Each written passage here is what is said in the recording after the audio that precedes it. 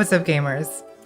We are once again playing Ambition, aka Ambien, a minute powder. The 18th century dating slash political drama simulator where you try to predict the outcome of the revolution. What will happen? No one knows. The mystery to this day. Okay, we've got some incidents on the map. Tea and talking. Very interesting. Okay, this involves Elizabeth as well as Alex. Avoiding heterosexuality is an optional objective that I've taken on, but we'll certainly do our best. A fabric shortage. Okay.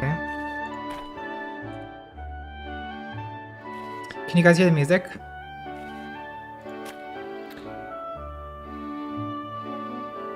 Stepping out for a drink. Okay, sounds hetero.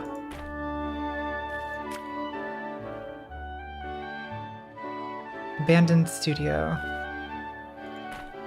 Okay, I need to get back into the swing of this game. Let's just go straight into tea and talking. Visit location.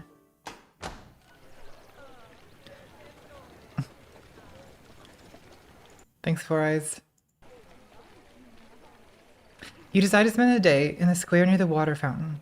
It's so humid today that if you spent any more time inside, then you were afraid that you'd suffocate. You have no idea how Camille is managing to keep working in the kitchen with a fire going, but you're glad that she can do it. I'm getting beheaded. Even sitting on the edge of the fountain, cooled by the light mist, you're sweating like a horse at full gallop, without the breeze to accompany it. You feel disgusting and secretly dread the idea of someone seeing you like this. R.I.P. Of course. It's at this moment that Elizabeth, your crush, appears at your side holding a steaming cup of tea in each hand. Drink this, it will help with the tea. Elizabeth, have you got the syphilis? Are you a mad woman? You oblige her and are quickly surprised to find out that she's right. Something about it makes the heat more bearable. I picked it from the... What did Elizabeth just give us? Thanks, Daniel. I picked it up from the traveling vendor over there. We'll need to get him his cups back eventually, she says, pointing it to the man carrying a giant, awkward metal tank of tea on his back. The spigot for the tea is sculpted to look like a dragon's mouth. Is this drugs? We're doing drugs, aren't we? And before you say anything to the contrary, I don't think you look disgusting at all. Okay, Elizabeth, a little bit presumptuous, but you're right. It's good to hear. I love to look not disgusting. You know my thoughts so easily. Have you become a witch in your spare time? Okay, bold of you to assume that I thought I looked disgusting. How'd you know hot tea would make me feel better? I guess that's really what I'm curious about. Tell me more about this tea. It doesn't make any sense, does it? Elizabeth admits. It's just an old trick that my mother taught me. I don't understand why it works, but it's yet to fail me. Is that you? Rings out a toilsome heterosexual voice from the side of a crowd. Alex strides over to the two of you, having freshly dismounted from his horse and holding the reins in his hand. The crowd easily parts through of him and his animal. Looking at the two of you, Alex suddenly takes half a step backwards. Oh, mon Dieu, how rude of me. Was I interrupting something? Yes, Alex, can you not see that you are interrupting lesbianism? No, not at all, Elizabeth replies. In fact, with you here, Yvette and I don't have to worry about strange men barging into the conversation. Ooh. Don't worry, I'm on watch, Alex laughs, stepping closer to both of you and scanning the crowd attentively. The three of you spend some time catching up and telling stories, but you get the sense that Elizabeth and Alex don't really know how to act around each other. There's not necessarily a tension between the two of them, but there is a wariness. Merde, Alex grunts and shakes his head. I lost track of time and I need to resume my patrol. Out of the corner of your eye, you can't help but notice that Elizabeth looks a little excited by the prospect of spending more time alone with you. Well spotted, Yvette. Yvette, would you care to join me for a little while on my patrol? Actually, Elizabeth and I are going to stay here. Good luck! Bon chance, Corporal Dumas, Elizabeth exclaims in agreement, shifting a little closer to you. You have gained some favor with Elizabeth. Yes, thank you. Alex replies, obviously not anticipating this turn of events. Alex, you're barking up the wrong tree, buddy.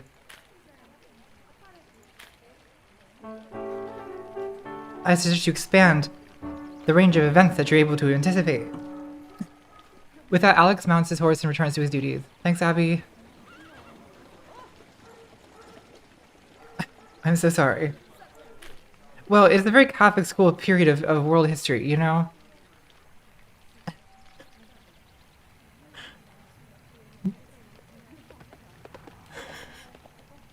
I mean, unless you meant that you had a surprisingly good time in Catholic school, but that's not the impression that I got. I don't think that's generally how Catholic school works, despite, you know, the way it's. I'm sorry. I want to change the color. I want to change the color behind me to red. I don't think pink really suits this game. Okay. You and Elizabeth spend more time together talking over your tea. It's not that there's anything wrong with Alex per se, but being alone with Elizabeth is just, it's different. Yeah. If really you've found that to be true of any situation where only women were in attendance. Hey, the game is finally, the game is getting wise. It's not to feel like you're struggling to be heard, because everyone already understands the same things. You spend your time together catching up, unwinding, and edging closer and closer to each other on the edge of the fountain. Elizabeth is so blasé about so many things, but there's something extremely cute about how anything close to romantic affection in public makes her nervous. You never do anything more overt than brush your hand against hers, but it's fun to watch her heart race. Is something private in the city of Paris in the year 1891? Why does this all have to happen in front of a fountain? However, right as you're both about to finish and say your goodbyes, Elizabeth takes your hand and both of hers and says, "This has been wonderful. Thank you, Yvette." With that, she leaves.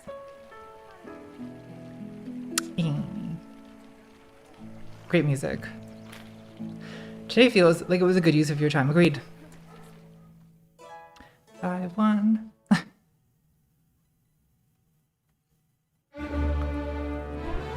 Oh boy. We have wallpaper drama.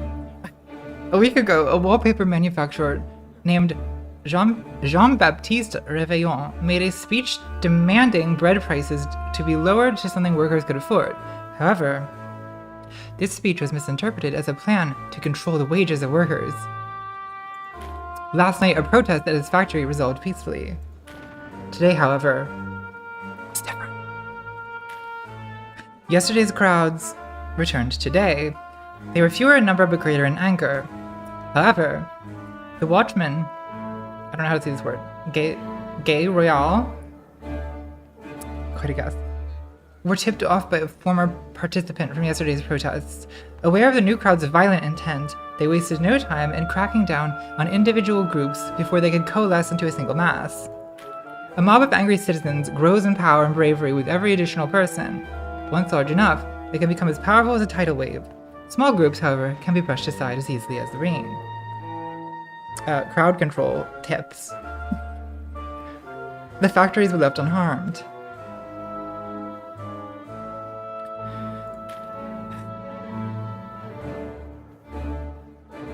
Guys, if the revolution interferes with my romantic subplots, I'm going to be extremely unhappy. The bourgeoisie has gained a decent amount of power as usual. The organizers of the protests, men and women, were rounded up and will stand trial in the next few days for sedition and conspiring against the crown. If found guilty, they could be hanged. Several aristocrats and generals have expressed concern for the possibility of future violence. Thanks, Laura. And thanks, Entropy. And thank you, Carla. And suggested using the soldier... Thank you, Fernando. Wow, everyone's super chatting at once. Thank you. And suggested using the soldier of the Garde Française to help maintain order. The king has forbidden this. Expressing full confidence. Is it Gouet? Or just gay? Just gay. Ability to patrol the streets of Paris. The military has lost in power. Oh, good. Even more, are praising the king for his even-handed judgment, saying that the presence of soldiers in the streets would have only increased tensions. The crown has gained quite a bit of power. Thanks, Porpoise. You're very welcome. Violence has been contained for now. Okay, sinister. Chapter 2. Playing to win. You wake up from a fitful sleep, but spend around an hour rolling around in bed instead of actually getting up. Given how dangerous the situation outside has become, you haven't left the house in several days. No. No. Your mind keeps coming back to the larger events of last week. How a mob of that's not the large event. The large event was Elizabeth. How a mob of peasants simply overran. I don't care about the peasants. There was nothing special about the people, yet they so easily defied the laws of His Majesty the King. Yeah, because His Majesty the King is a cuckold. It brings to mind the idea. It brings to mind the idea that what we call power is a partnered dance between the ruler and the ruled. To those watching the dance, it feels like the small pushes and pulls of the ruler represent absolute control. That's only because both partners know their roles so well. That's the power of good theater. It can make imaginary things seem more true than reality. Monarchist realism.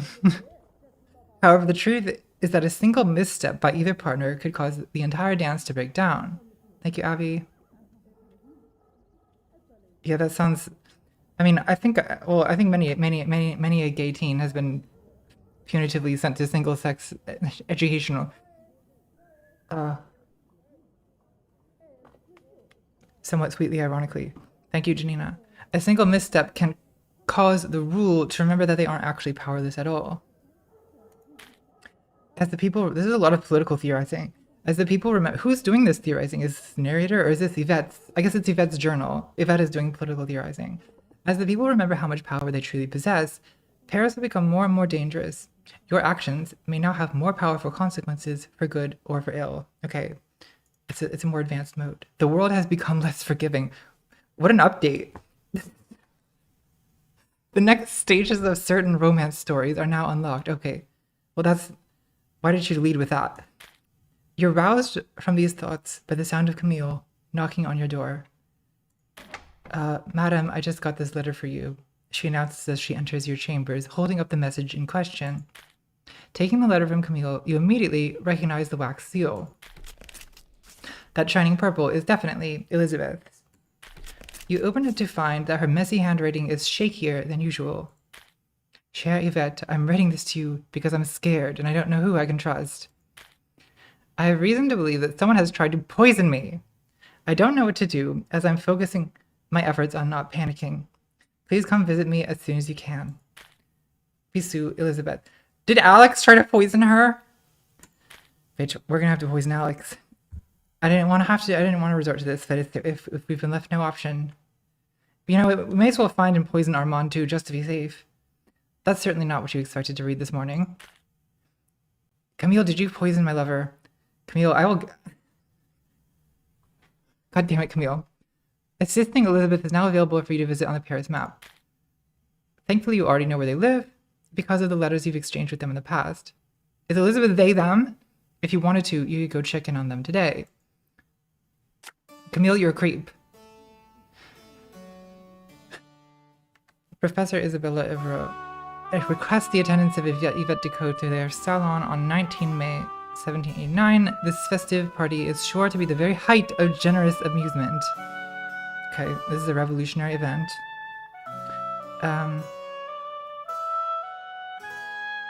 Okay.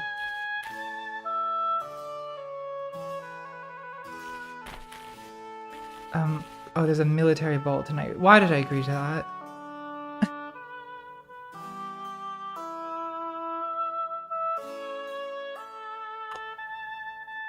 Thank you, Maxwell, but... Maxwell, what do you think? I am. What do you think I'm drinking right now? But thank you. Your advice has already been taken.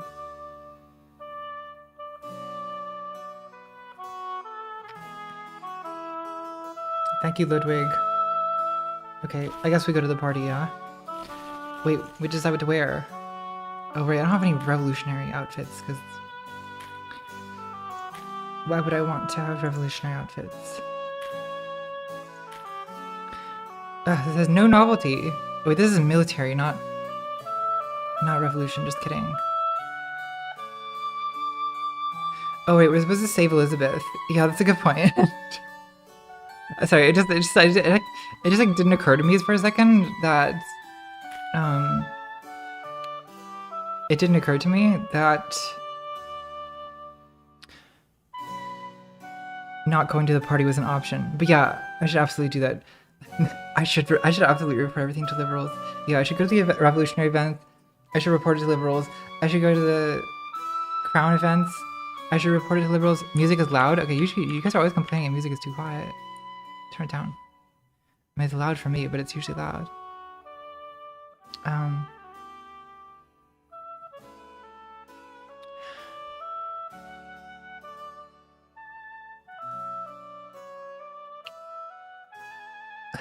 Okay, I'm gonna go save her. What should I wear to go save her? Not that. Jesus, we're not trying to impress the church. I think this. Actually, no, the cottagecore. Yes, absolutely this. No, we're not going to the party.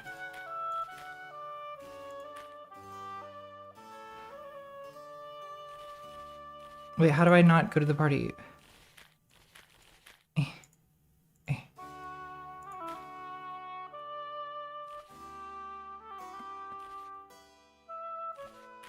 I don't know how to do the gameplay.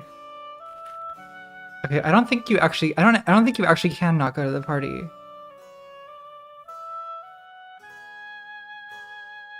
Can't, like, am I just stupid? No, current month. Oh, wait, no, that's just...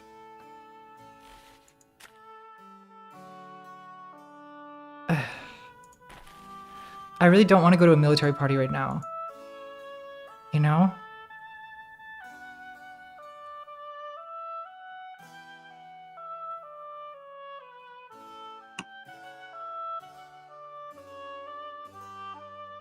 How do you go to the map?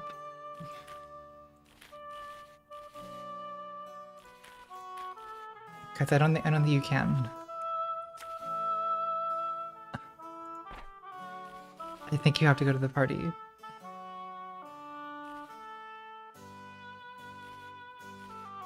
Why is Camille creepily in your mirror? Like she's standing right behind you. She's a, I'm warning you guys, she's a creep.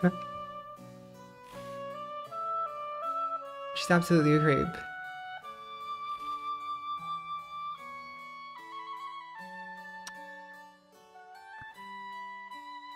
Okay, you guys don't know what you're talking about.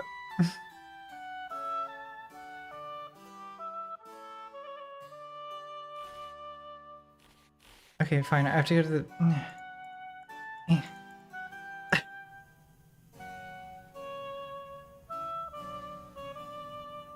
She's absolutely plotting to kill me.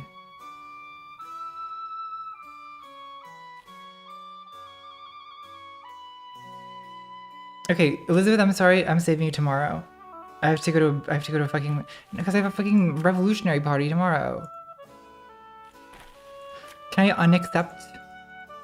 Oh, ignoring. But how do you ignore an invitation?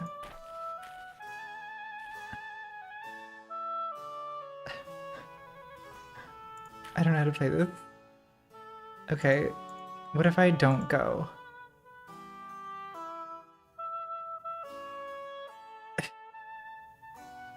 Okay, I don't know how to play the game, so clearly I just have to go.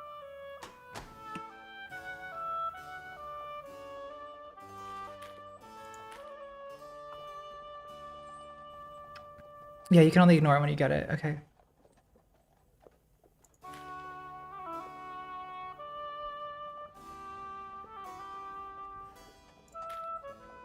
Oh, the guests approve of my outfit. Well, at least there's that. Thank you, Domingo. No, you can only do one thing per day. A party is so exhausting that apparently your introverted character can only do one social event a day. Which, like, okay, relatable, but also, okay. You step out of your carriage, blah, blah, blah. Okay, we gotta bribe the host, whatever. Everyone's super impressed with my bribe.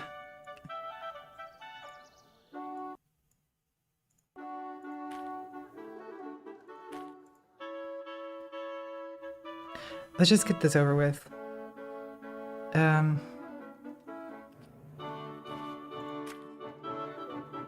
Failing to fit in. Wave of soldiers can't talk to other women. Okay. I think we should avoid Alex by any means necessary, so let's just not. Veterans, past glory, that sounds boring. Loose lips. I guess has apparently been entrusted with valuable knowledge, only to make the mistake of getting extremely drunk afterwards.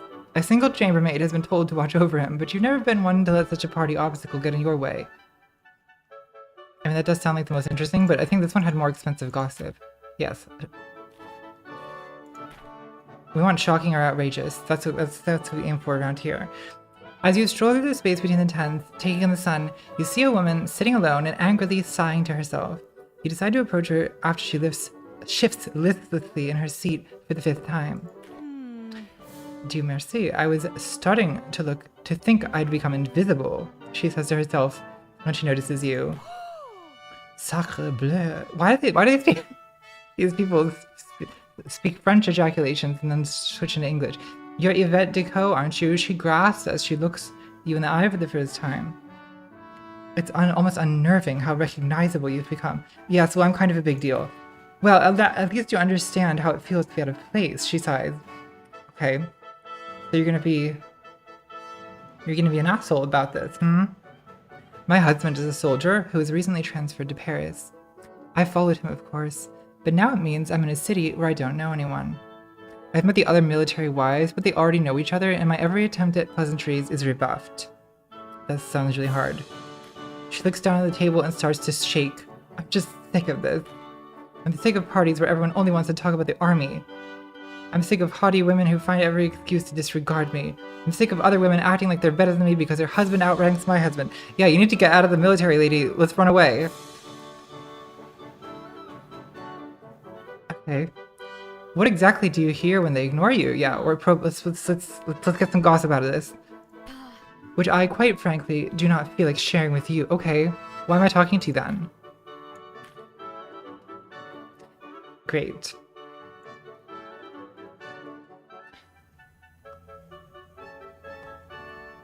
Guys, useless. Okay. Division within the ranks. Thanks, Matthew. A pair of former soldiers seem to be quite concerned with the rumors they've overheard lately. It is unlikely that you'd be able to get them to divulge these rumors well together, but perhaps one could divide and conquer, as it were. Alright. I still find out, right? Why are we at this party if Yvette is poisoned? I'm worried about Yvette. I'm sorry, if Elizabeth is poisoned. That's all I can think about. This is agony. I've heard some sincerely disquieting things about the goings-on with the aristocracy. Okay. Same boat, mon ami. Blah, blah, blah, blah, blah. Okay, we have to split them up. If your encounters with the Viscountess do far indication... Okay, we want to get the Viscountess. We want to get her by any means necessary, so...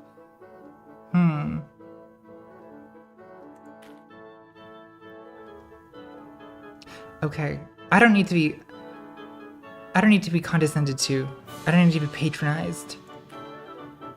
It's clear that these men are so bursting with the desire to talk that they can scarcely contain themselves. It'd be trivial to extract the information from them should you make the attempt. However, there's truth to the danger they spoke of.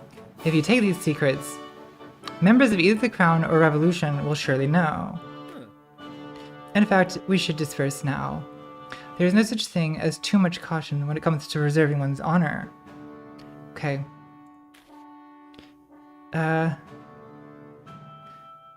Who should you follow? The Royalist or the Revolution? I think the Royalists. We definitely like Crown gossip. Who cares about Revolution gossip? That's like Twitter tier bullshit that no one cares about. We want the top shelf. You follow a Royalist at a distance until he's far enough from his friend to not be overheard. Specifically, you arrange it so that you chance across him while he's acquiring new refreshments in a tent. Like the 18th century military music. It's good. He's wisely chosen a glass of white wine, which is a better choice in this heat than a heavy red. How about some hot tea? Are you as parched as I am, madame? He asks when you pick up a glass of the same. Sure. You find it a little harder to gain his confidence than you'd initially guessed, but you make quick headway once you pretend to be innocently ignorant of politics. Once he no longer viewed you as a threat, he was more than willing to tell you about the rumor that's been bothering him. Shocking crown gossip. Children, we got it. You carefully memorize the details. You're aware that you're not going to be the last person he talks to about this. Simply put, he's bad at keeping a secret, which means that your part in this is likely to come to the light, especially to those connected to the crown. Okay. No! Why have I lost favor with Elizabeth?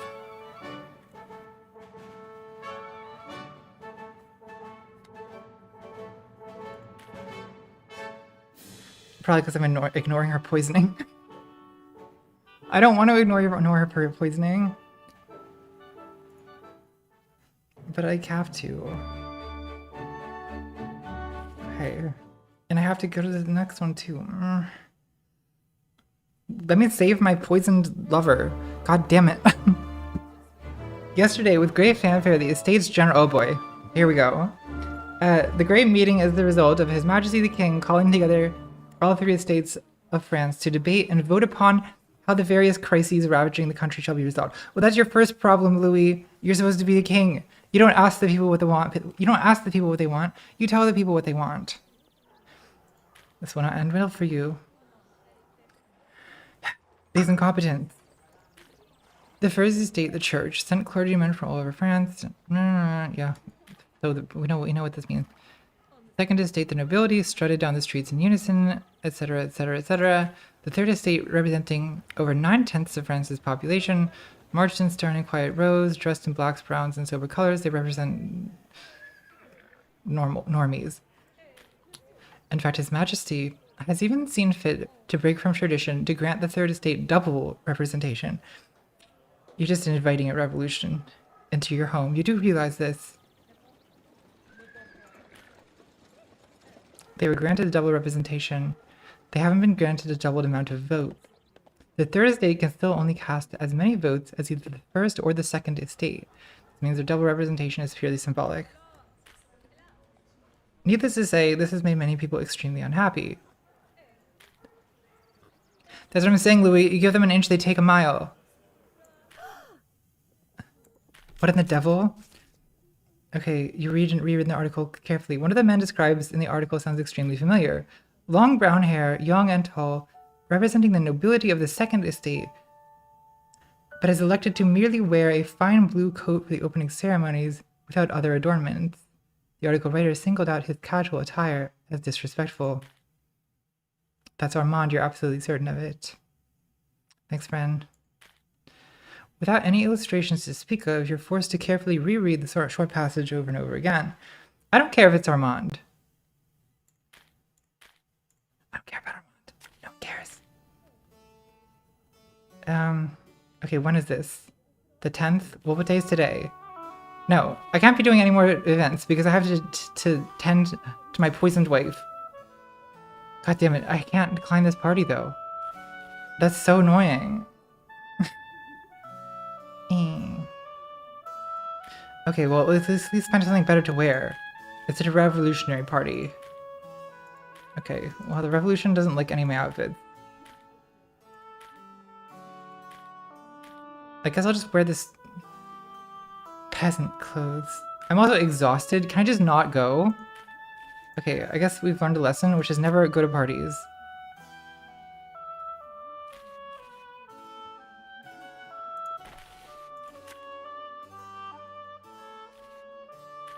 How do you ignore the, like, it's suggests that you could ignore the invitation, you know?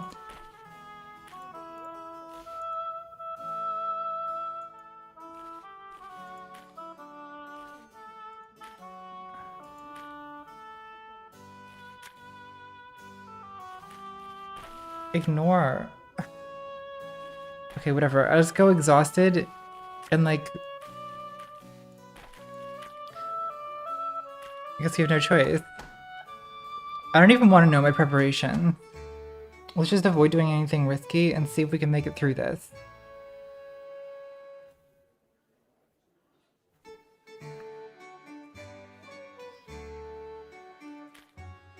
Okay, my credibility is low.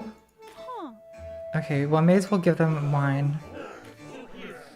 And then just try to not cause too much trouble. No, we've been avoiding this. Why do it now? Concerning correspondence. I don't care about Armand. Nope, don't care.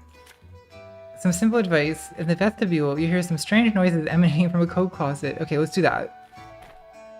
Seems simple. You step away from the party proper to take a break in the vestibule. You scan the guests filing in and out of the party, trying to decide where to make your next move. Suddenly, your ears perk up at the sound of something unusual. You hear the sound of a small voice coming from the closet, the coat closet. Ah, a mystery, finally something interesting. If this is a secret tryst between star-crossed lovers, it better not be on my shawl. Jesus. A historic building with mysterious noises. Is it a haunting? I'm gonna go with the haunting option. Let's turn this into Resident Evil. Compelled by your curiosity, yet fearing the wrath of furious ghosts, you approach the closet door and press your ear to it. Straining to hear what's on the other side of the door, you don't hear the wailing of those who departed this mortal coil with business unfinished. Business shuffled off this mortal coil. Instead, you hear the mumbling and crying of a young girl. Judging from the sound, she can't be older than 15. Knock on the door. Mademoiselle, are you perchance a vengeful spirit from beyond? If I say boo, will you go away? Yeah, it's hard to be 14, I get it. You disappear. Your disappointed silence speaks volumes. No, I'm not a ghost, I'm just a failure. The voice admits, oh god. We've got angsty teens. Angsty teens in the closet. My parents forced me to come here and I said a bunch of stupid stuff and everyone got bored or mad and now it's just as bad as I thought it'd be. The voice sniffled. I just want to stay home and read books about spies. My name's Emily, by the way.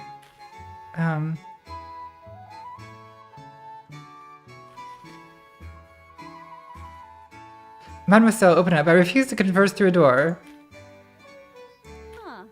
Yes, madame, she replies, thrown off by the sudden sternness in your voice. You can hear her fumbling for the latch of the door. You've gained some credibility. Yeah, that's how you get credibility, breaking into closets. Yeah, exactly. An angsty teen in the closet, you hate to see it. Alright, I opened the door, but what should I actually do? She asked, sitting in the coat closet, eyeing you warily. You don't need to talk a lot yet, you just need to listen. Start there. Advice to someone in the closet. Find someone much older and introduce yourself. They'll be thrilled. Wouldn't suggest that, you're 15. If you're going to be here, you should be memorable. Take a risk. I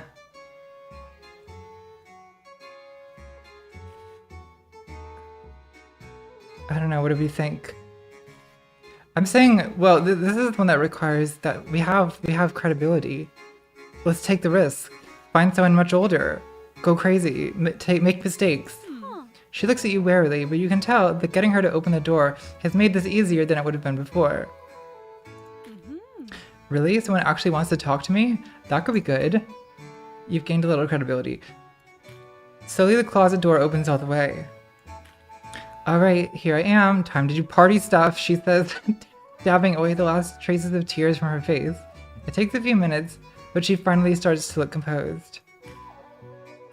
With an awkward wave, Emily departs to rejoin the party in progress.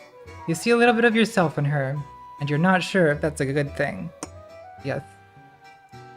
Well, I'm not sure either.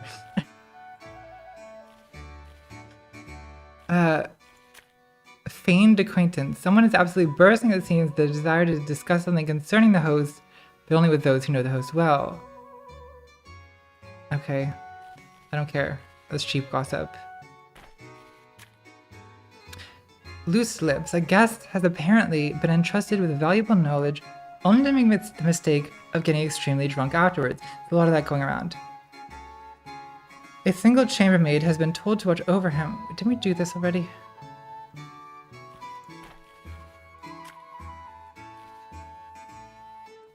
A pair of excitable revolutionaries are exchanging rumors, and if that wasn't promising enough, it seems that there's something that even they are not willing to discuss in public. Okay, that sounds juicy.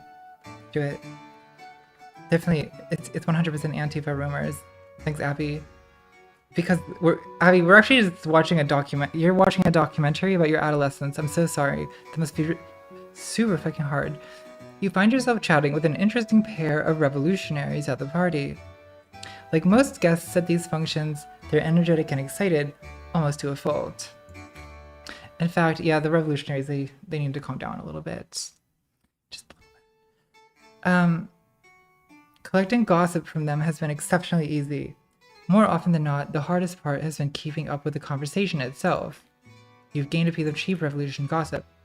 Oh, and if you think that's unbelievable, you should hear what happened with... His friend interrupts him to say, him? Which one of these is the he, him? I'm very confused. Excuse me, but we don't worry ourselves with speculative rumors. That may be well and good for her, but you deal with speculation and rumor all the time. Whatever provokes a reaction like that from her must be interesting indeed. Ah, je suis désolé. I suppose you're right. What's the harm in telling me? We're all clever enough to be skeptical here, right? Yeah, that's true. I don't believe anything I hear. Just tell me it as a theoretical postulate. You're smart enough to understand that this rumor might just be that, a rumor. It's true. I'm really smart. I don't believe any rumors. I just like to know what they are, just in case. So as I was saying before, if you think our last story was unbelievable, you should hear this. He launches into the story, and you can immediately see why they're hesitant about telling you in the first place. It's one of those things that's so odd that it feels fake, but just close enough to reality that you can't help but believe it. It's the kind of story that's dangerous, true or not. You've gained a piece of scandalous revolution gossip. After he finishes relaying the story, the rest of the conversation continues swimmingly. They seem to have a new respect for you. Later on, you part ways with them and look around the party to see if there's anything else you can do here. Okay, there is not. Oh my god.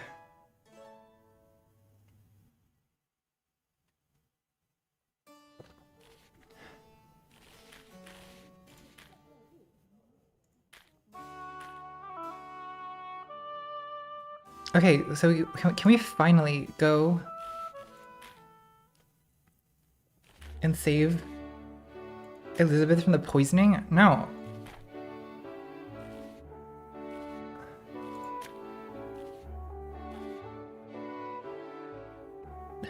Or we could also find Honorad. No, I feel like we should save her from the poisoning first. Worry about that later.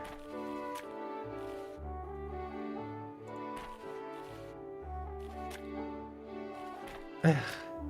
Okay, assisting Elizabeth. You rush over to Elizabeth's studio to check in on her. She claims that someone has attempted to poison her. Yes. Visit.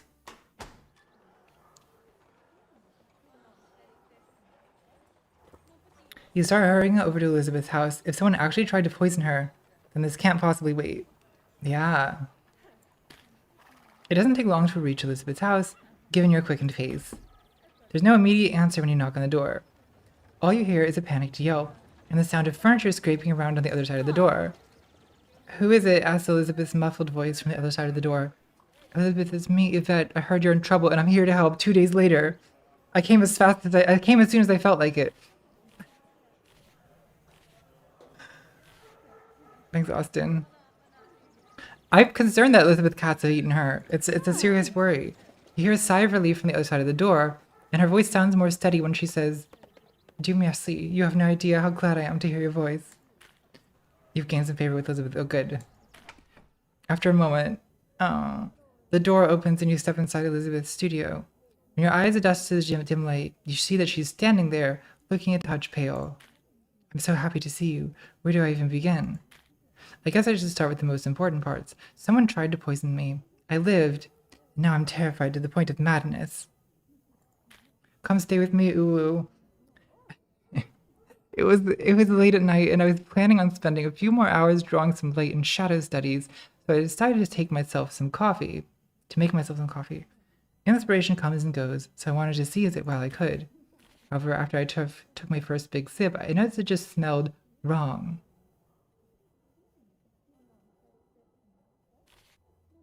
Who made the coffee? I made it myself. I was born to a modest family, so I'm not above doing a little work in the kitchen. To be honest, I wouldn't have felt like a complete nuisance if I was to wake someone up. I would have felt like a complete nuisance if I was to wake someone up just for the sake of making me coffee. Yeah, that's fair. As I was saying, I noticed that it smelled like garlic, and just to be sure, I took a second sip. You were poisoned with garlic? Elizabeth, are you a vampire? After that, my throat started to hurt. The burning was terrible, and I suddenly felt dizzy. I started stumbling to the kitchen for water, but I suddenly threw up, and I swear on my life that this next part actually happened. My vomit was smoking. It was smoking on the ground like a little Elizabeth, how much absinthe did you drink? Oh wait, absinthe wasn't invented yet. We already established this. Thanks, Sin. Thanks, Trivins. Afterward, I spent a whole day in bed tossing and turning. My husband, the servants, nobody knew what to do. Our doctor's been out of town for a week, so we didn't know who to call. All I know is that my heart hurt, breathing hurt, everything in my chest just hurt awfully. I don't know who I could even trust. It's definitely your husband. You have to leave him. Come with me. Eventually, I realized that you were the only person I could really trust. You're clever, used to intrigues, and you don't have a motive to hurt me. You know that's really true. Elizabeth sighs, still seeming genuinely shaken. What should I do next then? Okay, well, seeing as it's 1791, I'm not sure how helpful doctors are going to be. Staying out of the public eye. Okay, so I'm gonna go, I guess Yvette's gonna go full, it's gonna go full mask and attempt to boldly announce that she's finding these. I'll avenge you, queen. That makes sense. I guess that already helps that I feel too afraid to leave the house right now. Yeah, I've gained favor with her with bullshit posturing. I trust my husband's servants, and he has no possible motive to hurt me, which all narrows the field of suspects significantly. Thanks, Sarah. Yeah, that is worthy of celebration. I'm glad that she's not dead. Which all narrows the field of suspects significantly. The only person I would suspect is the man we buy our coffee from. Yeah, I would think he would be high on the list. Monsieur, I can't say this word. I've met him once or twice. He's an older man with tremors in his hands, and he always seemed a little odd. He usually has a stall set up at Le Hall in the market. Straight to the source. Okay. I'm sorry, but I need to lie down for a while. This has been extremely draining. The painter says, would you mind letting yourself out? I think I'll manage. Well, okay, it's time to murder the coffee merchant. Right? No, we're not trusting anyone else with this.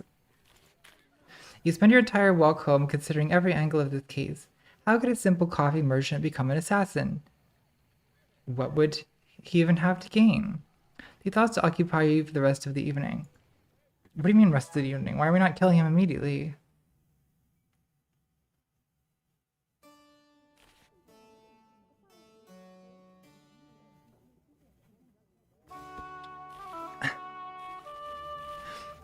Alright. Straight to the source. I say we kill him without further question. Since Yvette has decided to be a vigilante, I mean, if you're just gonna commit to being a vigilante, I don't really see the need for excessive due process. However, if you do find the culprit, what could possibly have motivated them to attempt such a heinous crime? Especially heinous. Alright, we're going. We're gonna murder a barista.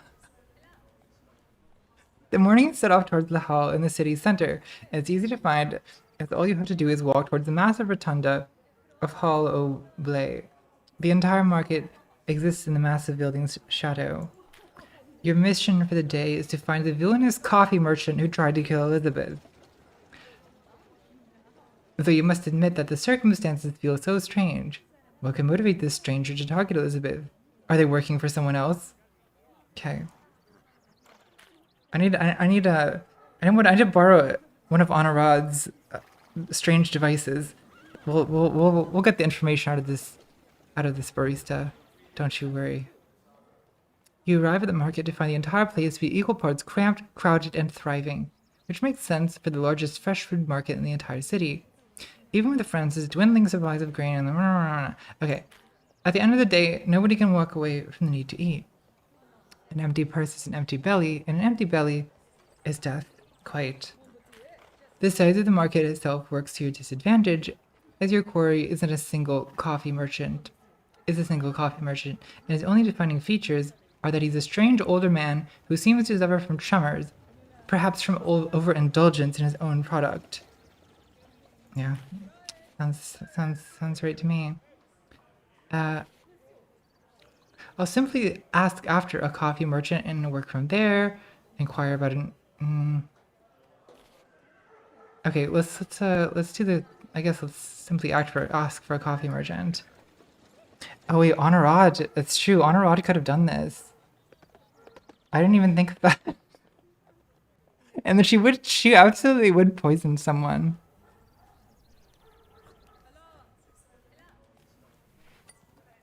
Okay, well, we'll kill her next if this doesn't work.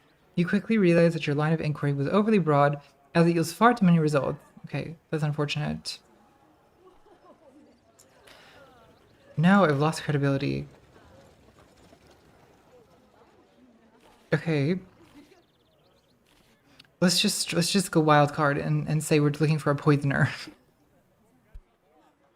Well, your line of questioning is straight and to the point and maybe perhaps too direct. Okay, I should have Goldilocks this from the beginning. Your mentions of poisoning seems to perturb people. For some reason, your hurried attempts to explain that you're not looking to poison anyone yourself do not seem to put them at ease. God damn it. Your latest setback leaves you with the only one remaining logical choice, which is to do the thing I should have done in the first place.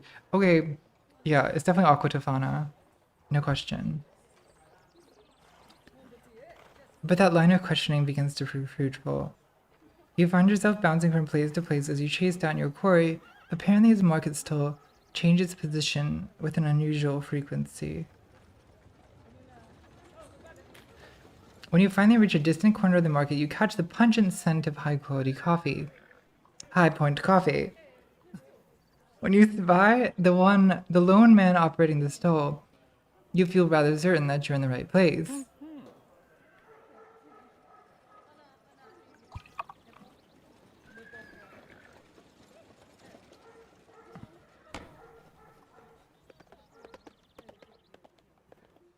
That's true. We do need Bailey Saren here. Get to the bottom of this.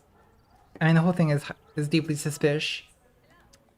Care for some fresh, invigorating coffee, madam? It's fresh off the ships from Saint-Domingue, from the finest mountain plantations in all the world. A man at the stall asks you. His clothes are expensive. Wow, just openly advertising slave coffee, but almost worn out, and his fingers twitch like a spider in its final moments. With a trembling metal spoon, he offers. This guy is basically an 18th century meth fiend. He offers you a single coffee bean, and you cautiously accept it.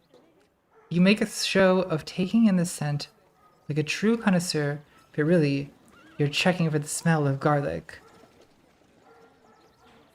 Feeling safe, you pop the bean into your mouth and chew. The bean itself is bitter but not overpowering. The taste is also warm, with hints of lightly burned caramel. What is it that I, Monsieur Thoiry, can assist you with? Mon Dieu, that was delectable. How do you keep the vermin from devouring it all? Implying rat poison. Well, your product is good. It's your other line of work that draws my interest. Okay, these are both perilous.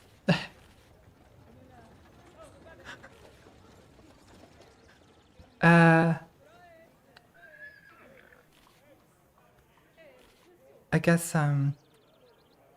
guess we'll go with the vermin option.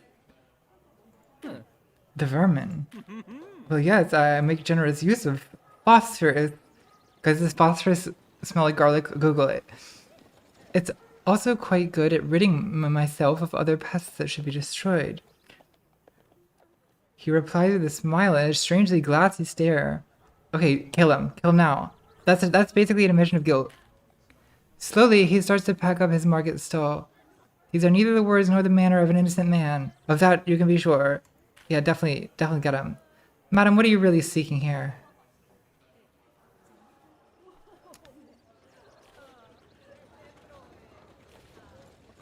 No, don't warn him. Let's just say that I'm a connoisseur of works like yours, and I'd like to know more. Wink, wink. Of my work? He says, failing to conceal his surprise. Google says yes. Oh, we gotta kill him. We gotta kill him. I never expected to meet someone who saw my talents or really understood the allure. He continues, we got him. Guys, this guy, collar him. Thank you, Sid. Yes, that's true. He continues, his voice excited but low. However, it's imprudent for us. I agree, we should go to private. Let's go to the basement at the Knife Emporium and have a secret conversation. Why don't you, you know what? Try a sample of this cask of Amontillado in this little brick. Which she presents you with trembling fingers. Oh, we got a business card. Please feel free to visit me whenever you like. I work during the day, but I'm available most nights. I would love to talk to you about this more. Okay. Their own medicine is now available for you to visit on the Paris map. Okay. I'm absolutely reporting this to liberals. No, I'm not reporting it to liberals. I'm seeking vigilante justice.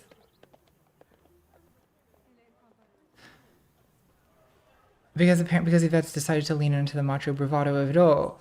You watch him disappear down the street, glancing again and again at the business card until you notice that he seems to have left behind a small parcel on the ground. It's a small, half-finished container of rat poison. It smells faintly, stringently like garlic. You quickly place the container in your bag. Oh, this guy's guilty as shit.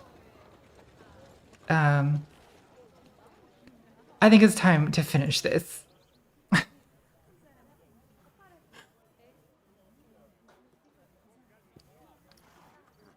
Okay, Chad is saying I should hire a bodyguard.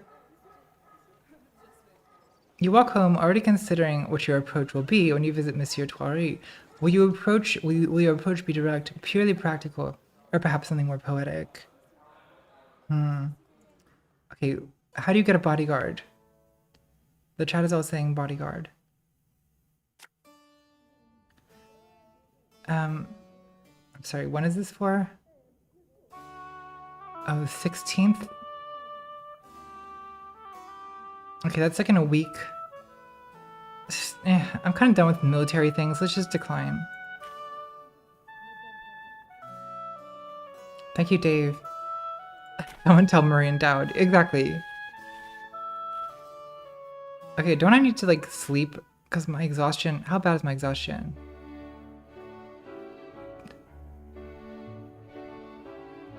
Okay, this just affects parties, whatever. Wait, no, it also affects rendezvous. Okay. Don't care. Their own medicine. Okay, the chat says get the bodyguard. Hansel. Okay, how do you get Hansel?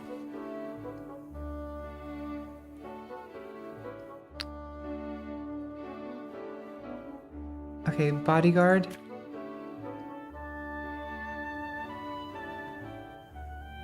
Okay, that doesn't sound like a bodyguard. Wait, it's Elizabeth. Yes, I would. See, I think I decisively need to turn against the revolution at this point, because both of my lovers are basically aristocrats, or like aristocrat sympathizers, right? So I kind of have to commit to the crown. Okay, fabric shortage, the perils of journalism. Can you get a bodyguard at the cafe?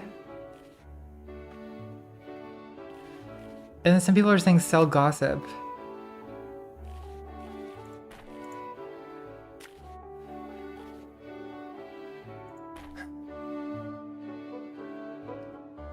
Camille definitely squats over my bed all night. That's 100% correct. I wish I could just buy one of Honor Rod's horrible devices. That would be really ideal, don't you think?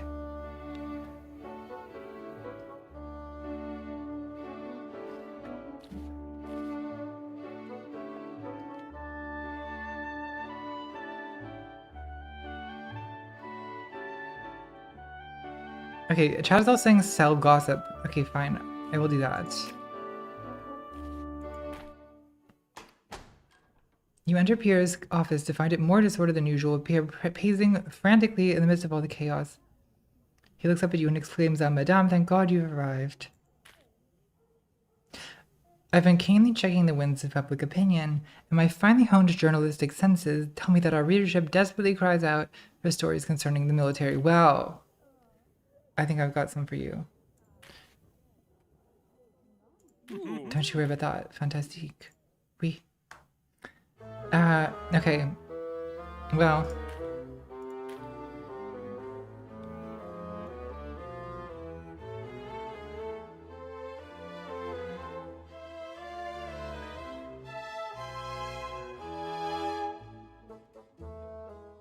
I guess sell gossip. There's no chance of the public finding out. Okay, then yes. Shocking crown gossip. 1 in 20 chance of the public finding out. Okay, let's not risk it right now. I don't know. Because I don't want to, like... I can't... I need to betray the revolution. All my efforts need to be focused on betraying the revolution.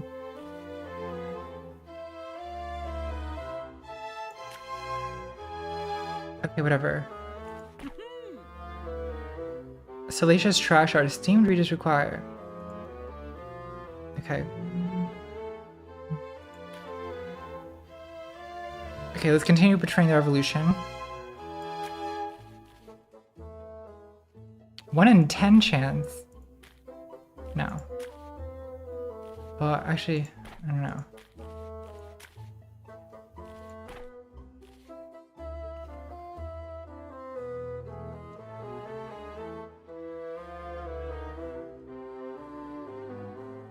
Okay, I'll try one. I'm just gonna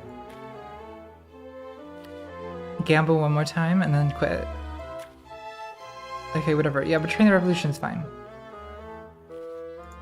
Okay, we're done here.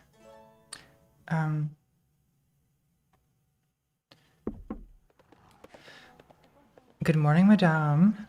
I have been watching you. The house's rent is due today. Okay, fine. Pay your rent and servants. Don't tell anyone about my sexual orientation. Get out of here. Explore Paris. Okay. Guys, I don't know what you're saying about bodyguards.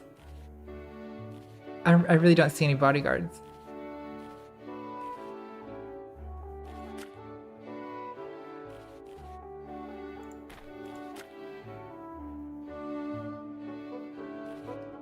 Thanks, Trevance. Yes, I'll report your brother to liberals.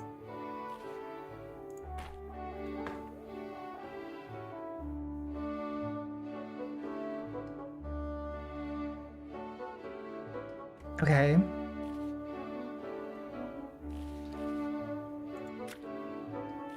Guys, I think now is the time for recklessness. It's time for vengeance, okay?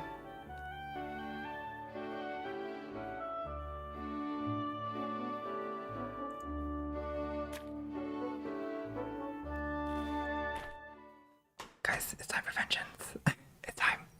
You wait until nightfall before you leave to head to Monsieur Thoiry's house. You have both his address and his rat poison. You have good reason to believe that this is the man who is the one behind the attempt on Elizabeth's life. Now all that remains is for you to extract a confession. Wait, why are we extracting a confession? Why are we not murdering? Who cares? You don't have to get a confession for vigilante. That's not how vigilante justice works. The confession is irrelevant. God damn it, Yvette. Yvette, you're botching this. You reach Monsieur Tory's address and find it to be even more tumbled down and disheveled than your own. You double check to confirm the address is in fact correct. Without an idea of what to do next, you knock on the door. Ah, you've made it, the coffee merchant says, tying his tongue up because of the speed that races through his veins. Please come inside. Inside, his home isn't much better. Disheveled, disorganized, and dirty. The only dots of color within the home are the various worn examples of art and artifacts from the Caribbean. Wow. Harsh. The air smells faintly of mildew and sugar. It's certainly not the most meager home you've ever seen, but even the homes with dirt floors in your family's village didn't feel like this. Those places still had some sense of order and pride. Well, I don't know. Yvette, are you planning to kill this man, or are you just going to drag his interior decorating? At the moment, my dwellings serve as both my estate and my office, he says, waving vaguely at the dilapidated room. I acquired a variety of artifacts from my years running a coffee plantation in Saint-Domingue. He's a slaver. He's a slaver and a murderer. Let's kill him. I'm sure that other happenings took place there, but they're of no concern. Such things never made me much money. Let me get back to the topic at hand. You said that you admired my work with phosphorus, and I've never heard anyone to discuss that with. I just assumed that I was alone ever since I returned to Paris, that nobody ever understood the most important question. Why? Many years ago, my brother inherited our family's fortune.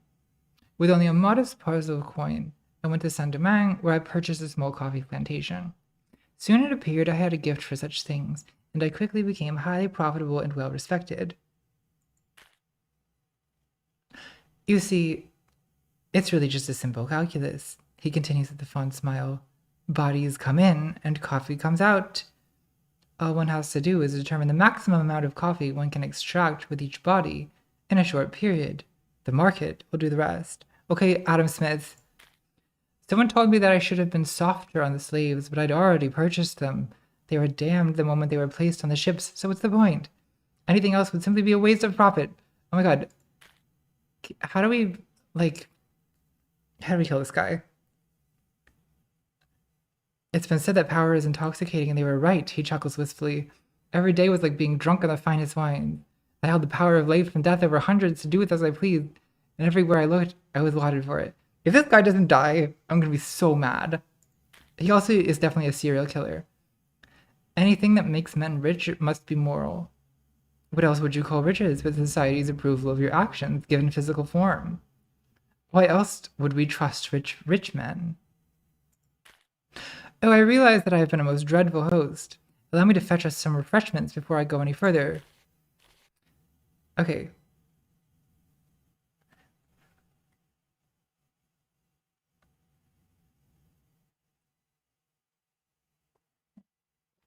So this man is definitely going to poison me, right? How do I not get poisoned? No, we don't understand. The man is a maniac, barely more than a rabid dog. Yes, that's true. Tori returns with 2 steaming cups of coffee on fine, cracked saucers. Why would he think that you would drink coffee from him right after he gave you his speech on how much he loves poisoning people and serial killing? Nothing invigorates like fine coffee. It's decaffeinated, paired with heavy spoons of sugar. He leads you to a rickety table where you take a seat. You pluck one of the cups from his shaking hands and carefully smell it. Sensing no scent of garlic, you sip the coffee and genuinely find it to be delicious. Yes, where was I? After a few years on my plantation, I received the news that my older brother had died of apoplexy. Since I was called back to Paris to manage my family's affairs, it felt prudent to sell my plantation. I simply couldn't trust anyone else to manage it. However, my fortunes turned sour the moment I returned to France, as it seems every lesson I learned in the colonies had no application here. Too many outrageous rights, too many suffocating rules, Too much interference from people who had no idea how to run a business the way I did. So now, my fortunes have dwindled for the moment. But guys, I hate this guy. I hate this guy more than Lucas. Like, I want to kill him so bad. Like, the bloodlust rising in me is monumental. But I barely find that troublesome. Such inconveniences are nothing to the way these people dare to look down their noses at me. They look at me like I'm a failure. Like my past brilliance has no meaning. It's why I have to remind people. I have to remind myself of the man I used to be by murdering people. I'm sure this seems clear now, yes? It's more than a desire, it's a need for self-respect. You're a serial killer. It's all about respect when one takes the time to truly consider it. Madame Lebrun is a despised, scandalous woman who never saw the real consequences for her transgressions. You know her type, unable to respect the value of order or of anything else. Does anyone really mind if I kill someone like that? Oh, bitch. Oh, you're so dead. You're so dead. It's why I use rat poison, you see? It's a beautiful symbol. Please tell me you understand it. Wow, he's getting to me. He's getting to me so bad. His once fine clothes sag on his dwindling frame, as if they were rotting before your very eyes. You understand, no? Stab his eyeball with a fucking leather tool. I appear to have run out of coffee. Please allow me to refill one of our cups. You crackhead. I'm sorry, I so rarely have company over, and my manners seem to have withered away. He gets up and leaves for the kitchen, taking both cups with him. Guys, how do we get him? Monsieur Thoiry returns, once again, carrying a tray with freshly refilled cups of coffee. He's also definitely going to kill me. Yvette, do you have no sense of self-preservation? Do you understand you're about to die? You pick up your cup to take the strong scent of the admittedly fine brew. However, in the back of your throat, you notice a faint, stinging pain. And an even fainter scent. God damn it, Yvette. Yvette, you're going to die because you couldn't just take initiative. Thanks, Austin. Now, what exactly do you plan on doing here? I must remove this man from our midst quickly, but I am no assassin. This dangerous fool is of more value to the worms than to the living. He must die tonight. Yes. I am an assassin. I mean, if you weren't prepared to assassinate him, is that you should have thought about that before you blurted out, I'm going to assassinate him. You set your jaw and look into your bag to confirm that you still have the phosphorus poison that Monsieur Thoiry left behind when he packed up his market stall. If left to his own devices, this ghastly person will merely kill again. Correct. Now where were we? He asks with a grin. Okay, definitely this. Right, I was actually hoping to learn some more about these curios behind you, and then switch the cup. Yes. Yes, poison this bitch. My curios? Oh yes, some of these keepsakes are from my time in the colonies. I love a good poisoning. He replies wistfully, turning away to look at the various worn pieces of art dotting the room. The moment his back is turned, you carefully pick up the cups and swap their positions. It's a swift and smooth movement without a single clink of rattling china to betray your ruse. You are an assassin, Yvette. Congratulations, you just girl-bossed your way through this. Monsieur Thoiry seems too caught up in a description of a colorful, angular painting he purchased from an artist in Saint-Domingue to notice. Thanks, Aaron. He suddenly turns back to you and raises his new cup high. How do you feel about a toast? To new acquaintances, and the strange fortunes that have brought us together. You gently clink your cups together and raise them to your lips. As you drink, you spy him watching you through barely open eyes.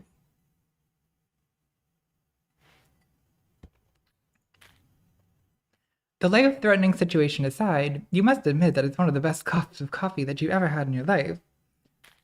Then, the expression on his face starts to change. He coughs, gasps, and you see the slightest hint of noxious smoke emerge from between his lips. His eyes go wide and affix you with a stunned look of hatred.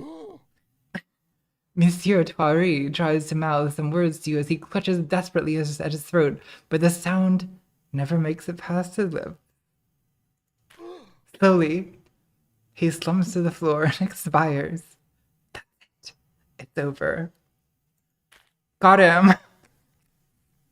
You're not sure how long you spent staring at Monsieur Thoiry's dead body, but it's certainly long enough to confirm that he is in fact departed from this world. Make sure he's dead. Don't let him get up. Obviously, such a fate couldn't have befallen a nicer person, but it's still disconcerting. It is not! It was my life or his. He made his choices, and the consequences are his own. Does this make me like him now? Don't think. Come on, be more girl boss than that, Yvette. Don't question yourself. I have no desire to spend any more time with this dead body than I absolutely have to. Okay, I think the consequences are his own. It's important to justify your choices to yourself. You know what I mean? Don't just leave it hanging. That is correct. Eventually, it was going to be him or you. He was the one who chose to hurt other people. You were merely the consequences of his actions. Finally, catching up with him. You put up your hood and head outside, and a short time later, everything about the situation gives off an unsettling, even ghoulish feeling. No, it doesn't. This is wholesome fun. You glance up and down the street, and it seems that nobody has seen you leave. Elizabeth will be glad to hear that her assassination worries are over. She'll be less comfortable with the idea that Monsieur Thoiry is dead, but you'll simply not dwell on that any further than you need to. You've gained quite a bit of favor with Elizabeth. Okay, guys, we're killing it. We're slaying this challenge. There are other things to consider with this, but for now, you'll merely disappear into the night. Are there really other things to consider? I don't think there are. I mean, he literally did poison himself. All you did is switch the cups. I don't understand why we're guilt-tripping ourselves about this. Accountability and action, folks, with an axe. I'm gonna run to the bathroom real quick. I'll be right back. I'm taking this with me.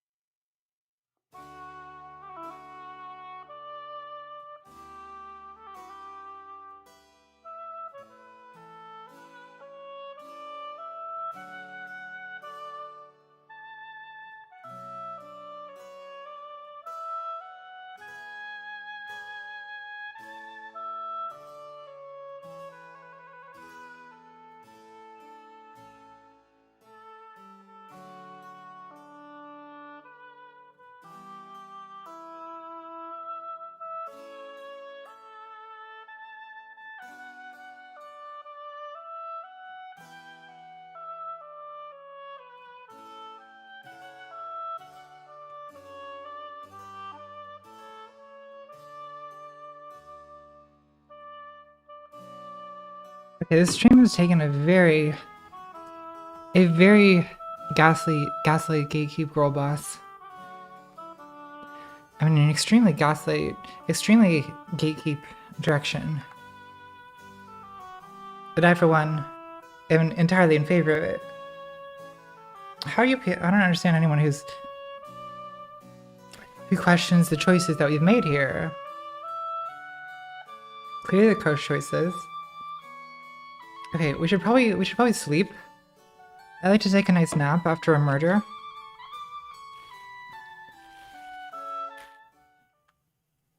You know what I'm saying?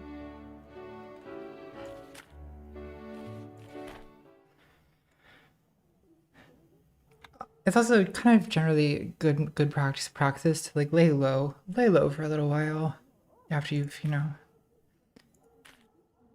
I won't even say committed to poisoning because I don't really consider that committing poisoning. I would consider that simply witnessing a poisoning.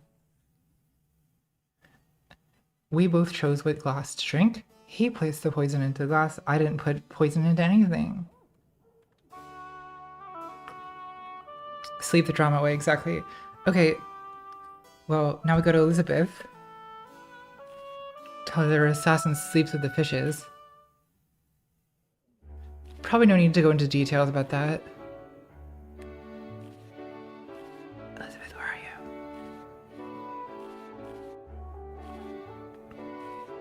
Wait, where's Elizabeth? No.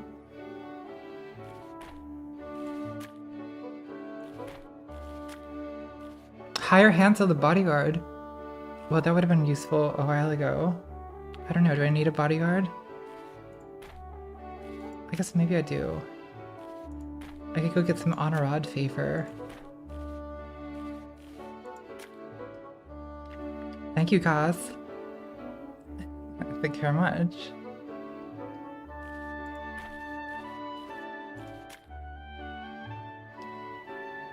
A rendezvous location. I don't know.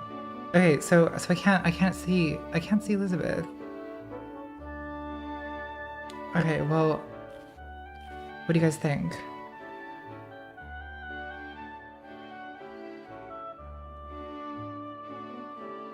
What to do?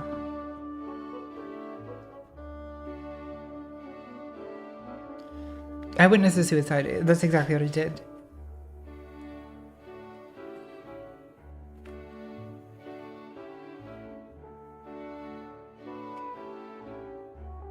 Oh, I scheduled a date with her, that's true. Okay, I guess let's see. It doesn't hurt to see Honorad, right? There's nothing happening.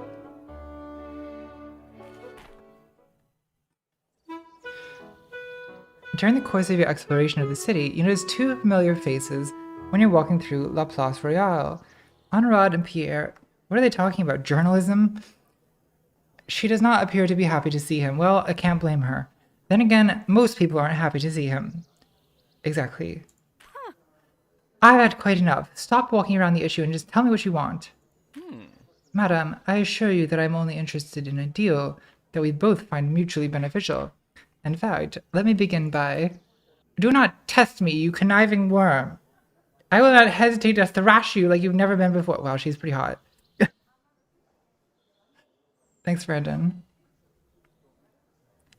Oh, we're all feeling très ancien regime right now. No doubt, no doubt. Pierre coughs awkwardly and straightens up. Well, as much as I might enjoy that, of course you would, I assure you that I shall stand firm against such temptations. In the name of journalism, the fourth estate at work, people. This is impossible. I would rather... Yvette, what are you doing here? I'm liberating you from this toilsome fool. Ah, Madame Gazelle, I see you know my dear associate Yvette. We work together.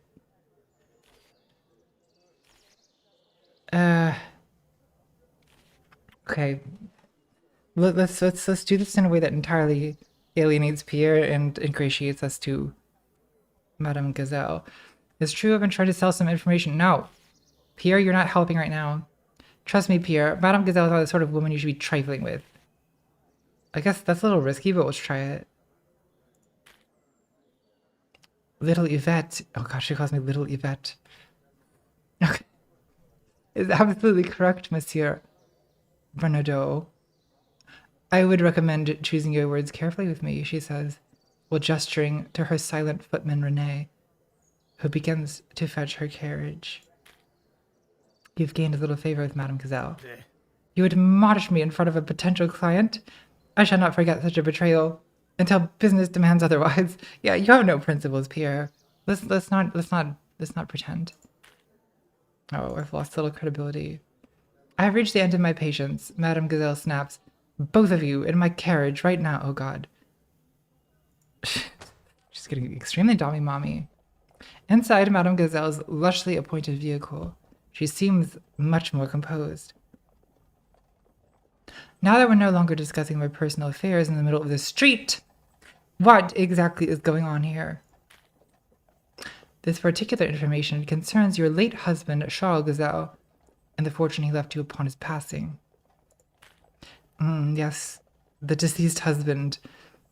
Yeah, I wouldn't ask her about that if I were you, Pierre. I don't think we want to know. Before you even begin, let me say that I have no use for yet another man telling me how to handle what is, by all rights, my fortune. I am perfectly capable of handling my own affairs. Madame, why, I would never dream of such a thing, Pierre says, almost offended. I merely have some information related to your husband's tacit support of a certain Frankish Habsburgian society.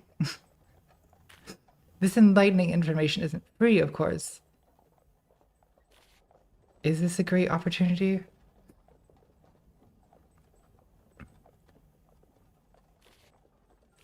Okay, I'll just be an idiot. It's ridiculous. That's what it is, and I won't hear more of it. I don't understand the question, and I won't respond to it. Yvette, I can't believe you work with this conniving worm. No. God damn you, Pierre. You conniving worm. Yvette, we're near to your house, so I can drop you both off here, but this conversation is over. Perchance, madam, may I trouble you for a ride to my office as well? You will get out of my carriage and walk home, while you still have the ability, little man. That's very Lady Dimitrescu. Together, you and Pierre get out in front of your home. A formidable woman indeed, Pierre says to himself, straightening out his filthy jacket. Yet such setbacks are necessary in the pursuit of the noble truth. Bonsoir, Yvette. It looks like I'll have to find a new way to pay off my gambling debts. You head inside as Pierre departs. That certainly could have gone better. Yeah. Didn't go great. Meow, meow.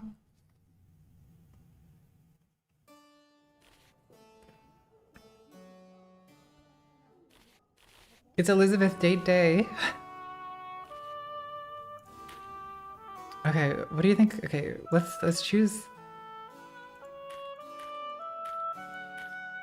Okay, conservative gown, very plus crown. Let's be coy. Also, I'm in mourning. I just witnessed a suicide. After spending the first half of the day getting ready, you head out for your rendezvous.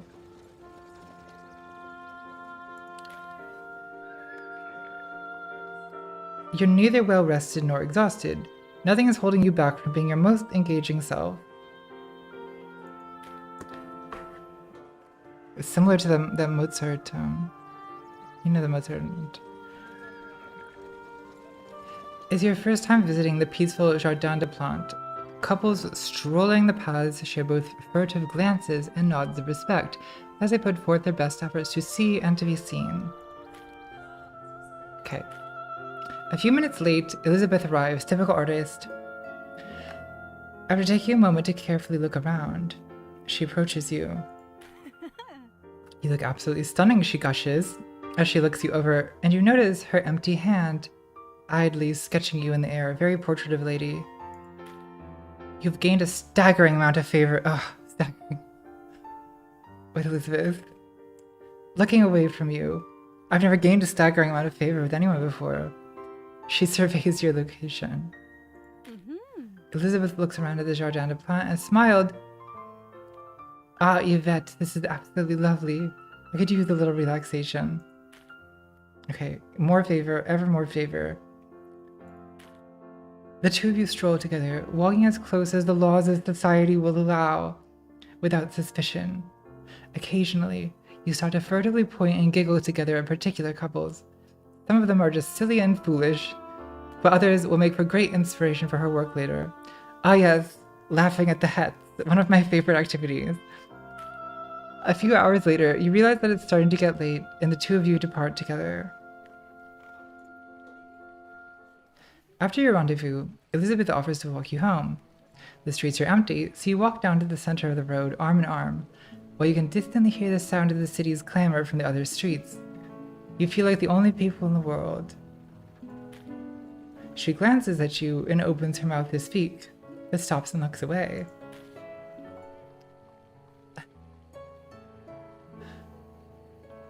Elizabeth, is something wrong? She laughs, and while it isn't loud, it feels like a great pressure has been released. Nothing's wrong. I'm sorry, this isn't normally a problem for me. Well, I'm getting like feelings about this. I want to paint a new portrait, but not for a client. I want to make something more personal.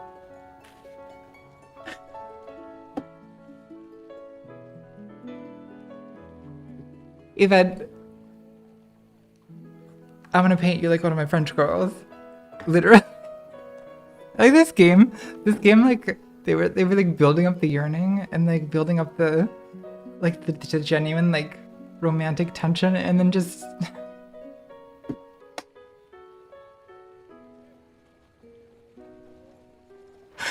and then just straight to eating a star fruit. All right. Fantastic. Thank you, Chelsea. How are you?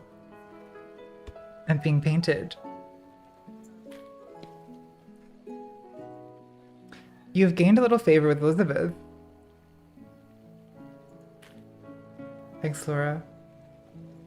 We're all living vicariously through this game board. I don't think it's a problem.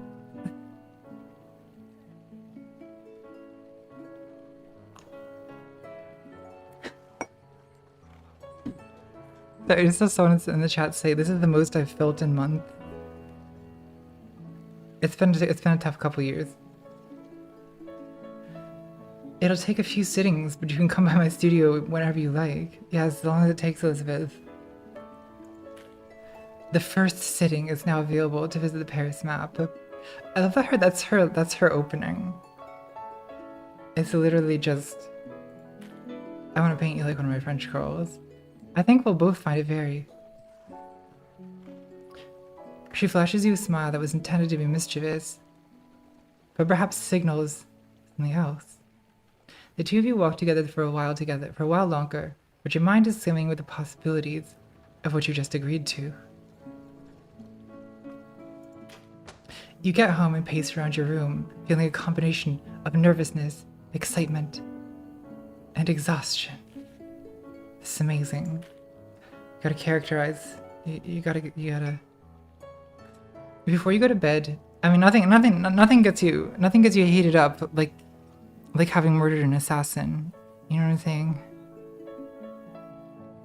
No, I'm like genuinely feeling things. It's wild. Do you remember what it's like to feel things? I only vaguely remember. But it's good. It's an interesting change of pace. Imagining what it will be like to have your beauty immortalized by such an incredible artist.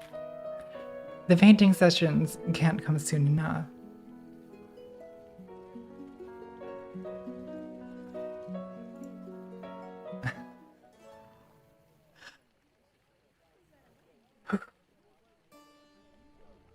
Citoyen. I'm glad I have the fan. Didn't realize this was gonna get so... I didn't realize the aptness of the stream title.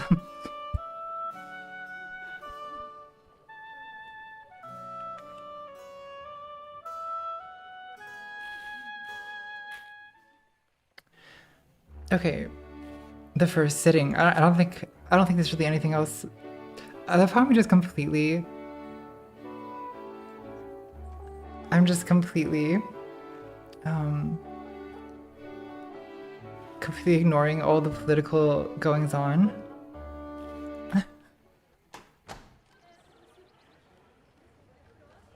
A warm breeze caresses your skin as you check the address that Elizabeth gave you a few nights ago, confirming that you're heading to the right place.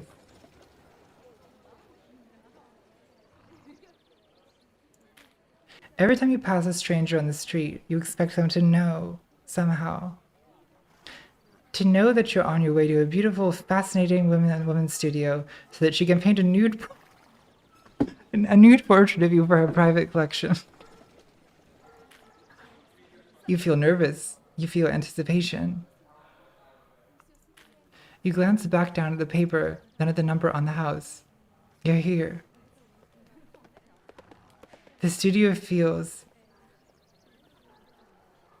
like a separate building that's been attached to her house. And while you assume that her husband is at work, you can see the shapes of servants through the home's windows. I guess knock on the door. You rap your knuckles against the door, elegantly but firmly. Good, good, good. Good to have an elegant but firm knock. Very important. The door suddenly opens just wide enough for you to see Elizabeth's startled face. Yvette, is that you? Get in! Get in! She whispers to you, motioning you inside. Shutting the door behind you, she says, I'm sorry for that. I'm just worried my husband's servants heard you. Guess I should have just walked in.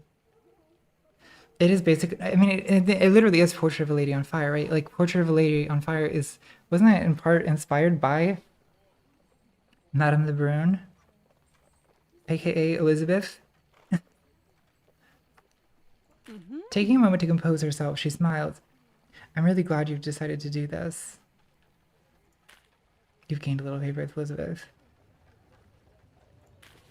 She leads you to a couch, upholstered in satin. I'll need you to undress and pose for me here.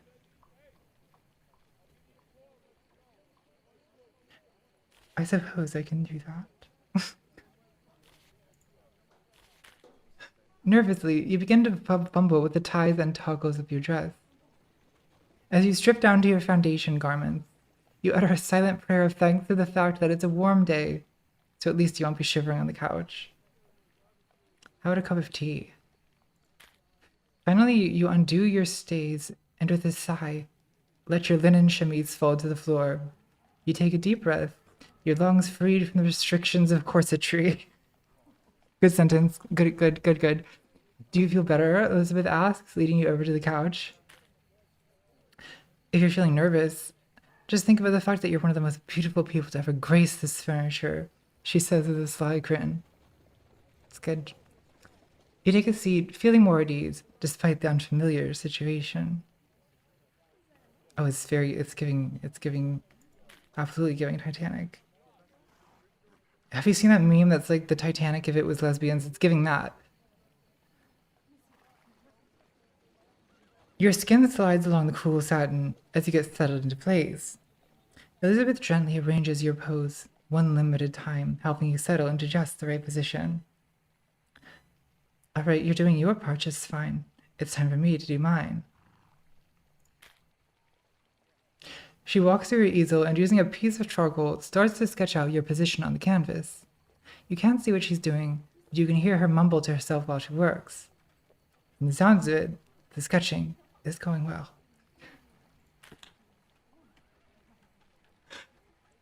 She's about to set me on fire. I might already be on fire.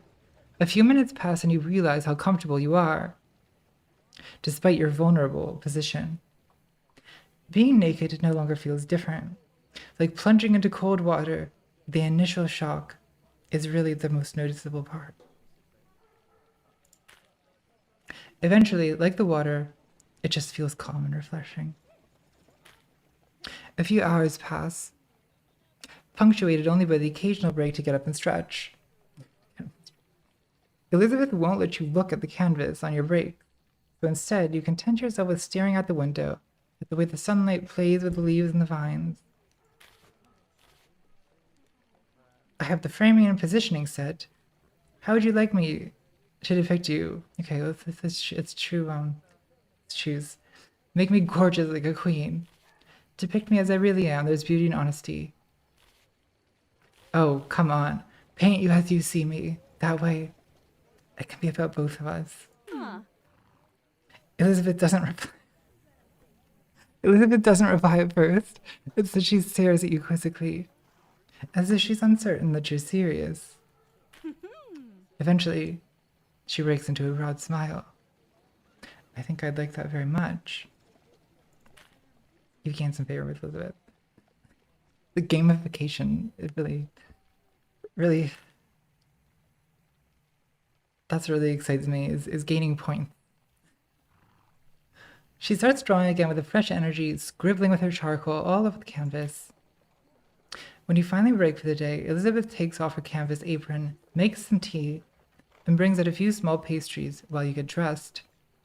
In the midst of devouring said pastries, you realize that you're surprisingly hungry for someone who spent the day sitting in one place. Yes, it burns calories to sit. It burns calories to yearn.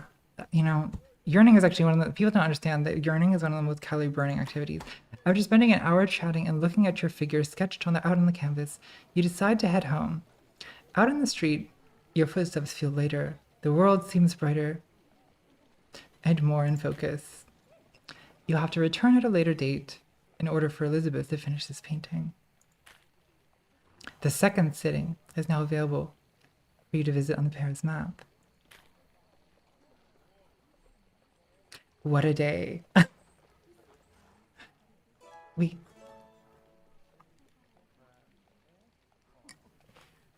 Yearning calories, yes, exactly.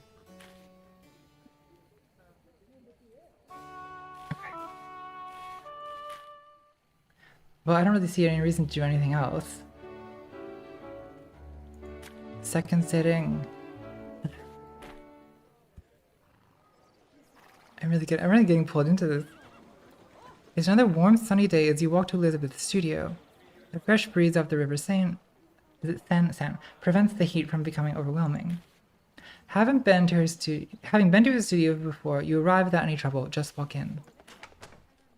Remembering Elizabeth's need for discretion, you simply walk inside. The studio is exactly how you remember it. Your portrait's canvas has been covered with a cloth. Entering the room, a startled Elizabeth practically jumps when she sees you. Mon Dieu. I'm sorry I didn't hear you come in. She flashes you a smile. Still, I'm glad you took my request seriously. You've gained favor. Guys, we got points. Alright, I already have everything I need set up. Let's begin, shall we? I'd appreciate some help. Getting ready if you have that good. Yeah, that's definitely the one. Oh, I thought you'd never ask, Elizabeth replies with a sly smile. She helps you out of your dress and slowly unlaces your stays, hands lingering on you all the while. Thanks, Abby. I'll see if it comes up as an option. You're pretty sure it took longer to undress with her help than it would have taken you to do by yourself. But that wasn't the point, really, was it? Okay, we got it. You don't need to... You gained a little favor. So many points. This time she starts with her paints, filling in the colors that define the scene. While you can't see what she's doing, she tells you about the process. Getting the balance of colors is important to making a scene feel authentic, even to an untrained eye. Subtle details like the color of the light reflected off a wall can make all the difference in the world. An hour into the sitting, she laughs. I like how easy it is to talk to you. Much easier than trying to reach out to new patrons. Half of the critics in the city already paint me as a conniving narcissist, and I'd hate to prove any of them right. So instead, I just sit around and wait for work to come to me, even though I know it's unwise. Artists have to keep reaching out for clients or will never get anything. She sighs. Yet I'm so out of practice. What if I make a fool of myself? At this point, I don't even know who would appreciate my work. Ugh, definitely not the church. Ugh, not the military either. I feel like the bourgeoisie is the way to go, right? I'm gonna suggest the bourgeoisie. That feels sensible, she admits, already considering the idea. What I need right now is clients, and I'd rather have ones that can pay well than ones that can't. Thanks, Yvette. I'll send out letters to some of the business leaders in Paris tomorrow. Also, the bourgeoisie is more sympathetic to degenerates than the church or the military, you know? The bourgeoisie moved towards the crown some because of my sapphic intervention. Okay, I'm affecting geopolitics, people. That's what this is really about.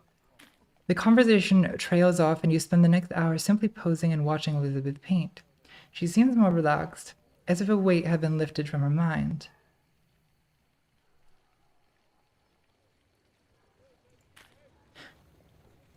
Alright, my hands are starting to cramp up, so I think we're done for the day.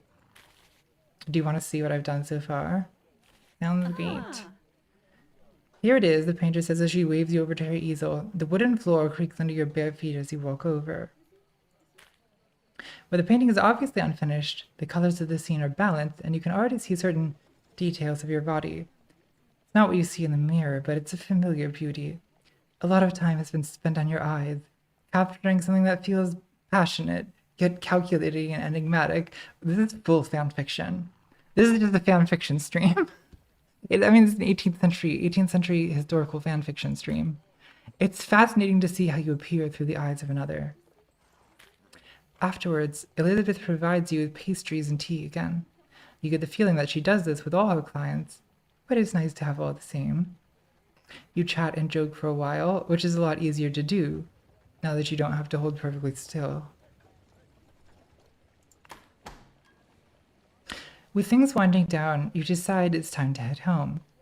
With a wave of goodbye to Elizabeth, you take your leave. You'll have to return one last time so that Elizabeth can finish the portrait. The final sitting now available. Okay. Until then, you'd like to rest.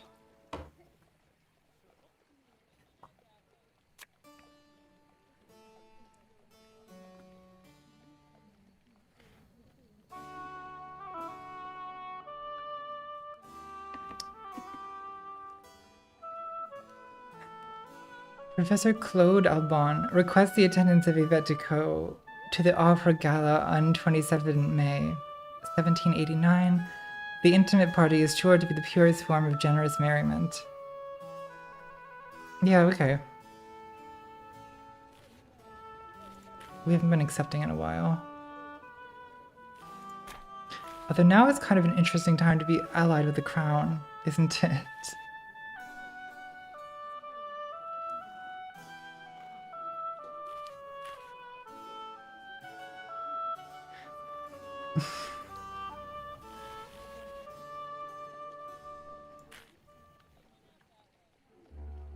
Okay, what do you guys think? Final sitting time?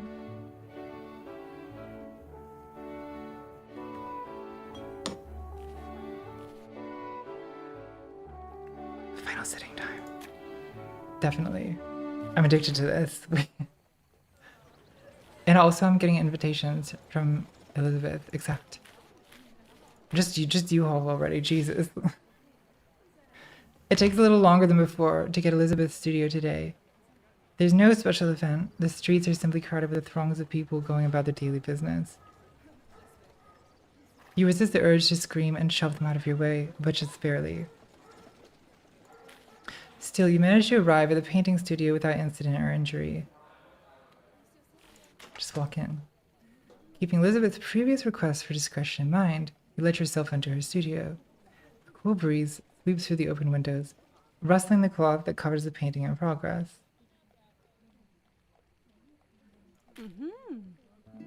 Ah, it's great to see you, Elizabeth says as she strides into the room, already dressed to paint.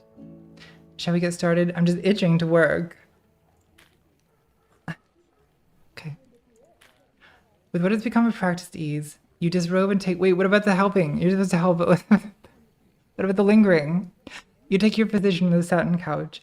Elizabeth takes the cover off your portrait and starts prepping her paint. At this stage, she's focused on specific details of your portrait. Occasionally, she asks for you to minutely shift parts of your body this way and that. I wasn't sure you'd even agree to pose for me. Nudes tend to make clients nervous, yeah. That's because clients don't know you like I do. They don't trust you like I do, okay? Well, as long as you don't go parading this in public, don't worry. I would have said, okay. Let's not be trampy. Let's keep it cool. They don't trust you like I do. Oh, really? You trust me? Elizabeth asks with an arched eyebrow. She's trying to remain aloof, but you can tell that she's actually a little touched. With nothing more than a contented smile, Elizabeth returns to her painting. Still glancing up at you on occasion before squinting down at some particular detail. Another hour passes, and you take a break to stand up and stretch. Even with your relaxed pose on the couch, all of the time spent staying exactly still while reading starts to wear on you. You return back to your position and Elizabeth to her art. Later, you find yourself shifting on the couch again. This has been quite a long session. Elizabeth, what's going on over there? Oh, what? Elizabeth asks, standing up from her canvas. Sorry, I must have finished up half an hour ago, she says with this, like, grin. I just enjoy looking at you like this. She gets up from her easel and walks over to you. Must be very cold. Elizabeth, you can't even imagine. Her finger traces the outside. Oh god, this is getting... Guys, this is... Like, am I allowed to stream this? Oh, like, I'm... Honestly, well, if I get banned for this, like... It will not be the first time I've been banned for streaming homosexuality. It's fine. How'd you like to warm up? Just shut up and kiss me already. Well, the client is always right. She replies with a smirk. With a rustling sound of skirts, Elizabeth kneels on the couch and places a hand on the armrest behind you. Gently, she leans over. You crane your neck until your lips meet. You have to admit, she's very warm. You have earned a large amount of favor with Liz. Guys, we got so many points. But you probably already knew that, didn't you? An inconceivable amount of favor. Oui. Sometime later, after taking time to fix your hair and slip back into your foundation garments, you're taking tea and pastries with Elizabeth. They taste amazing. But that might just be because you're famished. This is a lot. Oh, I almost forgot. Elizabeth giggles. I should probably show you the painting that you've been sitting for all this time. With a burst of fresh energy, she gets up and walks over to your easel. She turns around the canvas and you see yourself. Well, not just yourself. Oh god, she painted the... She painted the star. She painted the... It's Elizabeth's version of you, and while she isn't in the portrait itself, you can see so much of her personality in the painting. You look relaxed and confident, but adorned with an enigmatic smile, and eyes that seem to be looking somewhere else. Thanks, Rodrigo. Thanks, Danosaurus. Does anyone in this game ever blink, though? It's obvious that a tremendous amount of work has gone into this painting.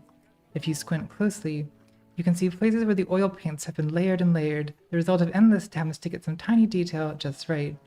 It's a labor of love, and it shows. Elizabeth takes a deep breath, and her next words are almost a sigh of relief. I'm really proud of this one. I can't wait to get it framed and hung up in my collection. The two of you lounge and chat about the painting for some time. You pace about the studio while you talk, relishing the chance to stretch your limbs after all this time. Eventually, it gets late enough for the two of you have to say your goodbyes. Elizabeth helps you back into your dress. Outside, you walk home. Compared to the nightmarish hustle and bustle of before, the streets feel almost abandoned. You stroll alone, completely lost in your own thought. You've arrived home unsure of how you feel. That was less lovely. Nobody's made me feel the way Elizabeth does. No. We're fully committed to this. We have no cynicism at all. Feeling buoyed by the heady thrills of love, you ascend to your bedroom light on light feet and prepare yourself for bed.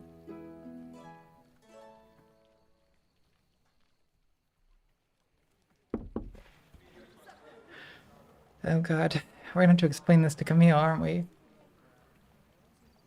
Good morning, madame. Huh. The house's rent is due to wait. Well, we better pay her. Uh-huh. Merci beaucoup, madame, Camille says. Okay.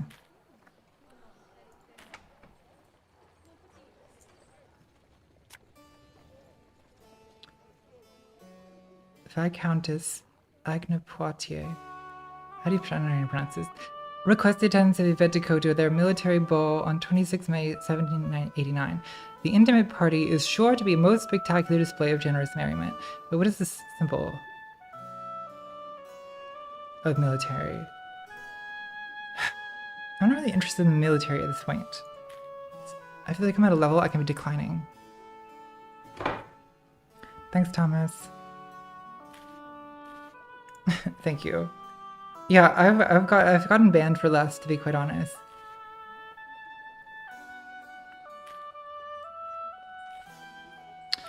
Explore Paris, okay. Wow.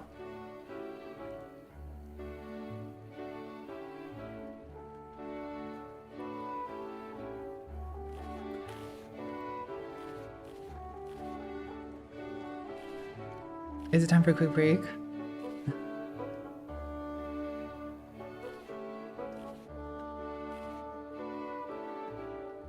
I'll do another 15 minutes. Another event.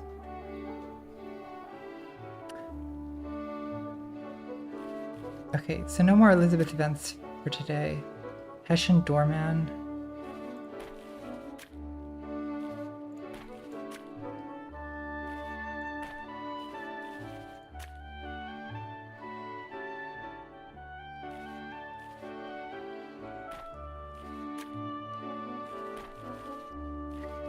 None of this is really grabbing me. I feel like it would be hard to compare anything to what just happened.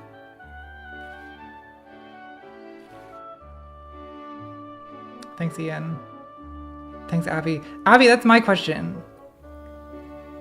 Also, because the reason is that it's the 18th century, regrettably, and so she has a husband. And technically, I'm engaged. I don't know what to do about that. Well, I'm already an experienced poisoner, or at least a witnesser of suicides. I feel like if we witnessed a few more suicides, we could solve these problems. You know what I'm saying? Okay, I don't care about any of this. I feel like I should just sleep. Don't I have a party tomorrow? Let's sleep.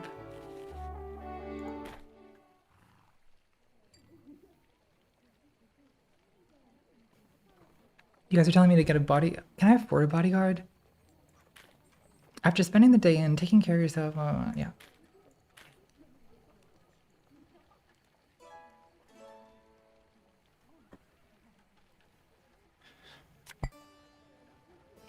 The Viscountess Maria Mézières. Request the attendance... This is revolution... No, bourgeoisie. Request the attendance of Yvette de Coteau. Birthday party, 30 May. Yeah, I guess. See, revolution is still more... No, sorry, bourgeoisie is good.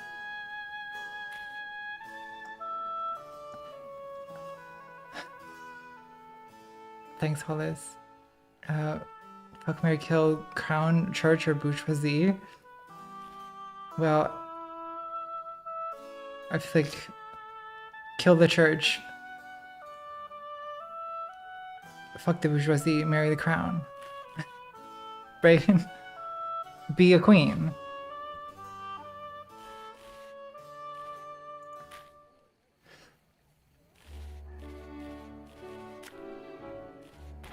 It was an easy one.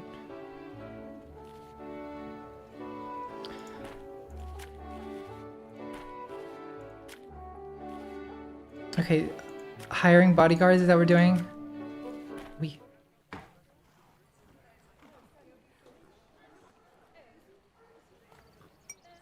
You decide to take a day exploring the city, but you somehow managed to get a little turned around.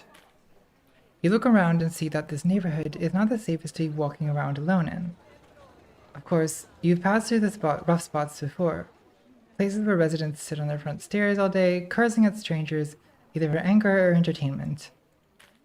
However, this place is different. It's quiet, and you can see glimpses of people watching you from inside their windows. It's like they're afraid of something.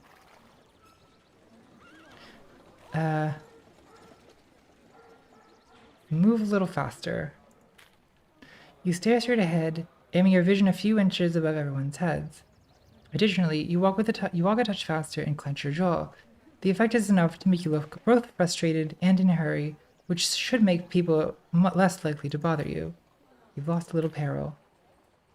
Your ears perk up at the sound of footsteps quickening behind you. A rough hand clamps on your upper arm and spins you around, bringing you face to face with a man who obviously has no good intent upon your person. Look. Let's keep this quick, madam. Your money or your life. Well, I feel like we should just... This is 3 perils.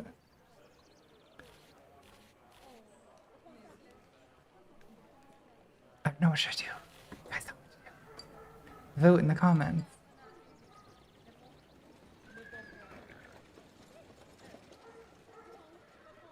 I have to wait a second for the comments to load.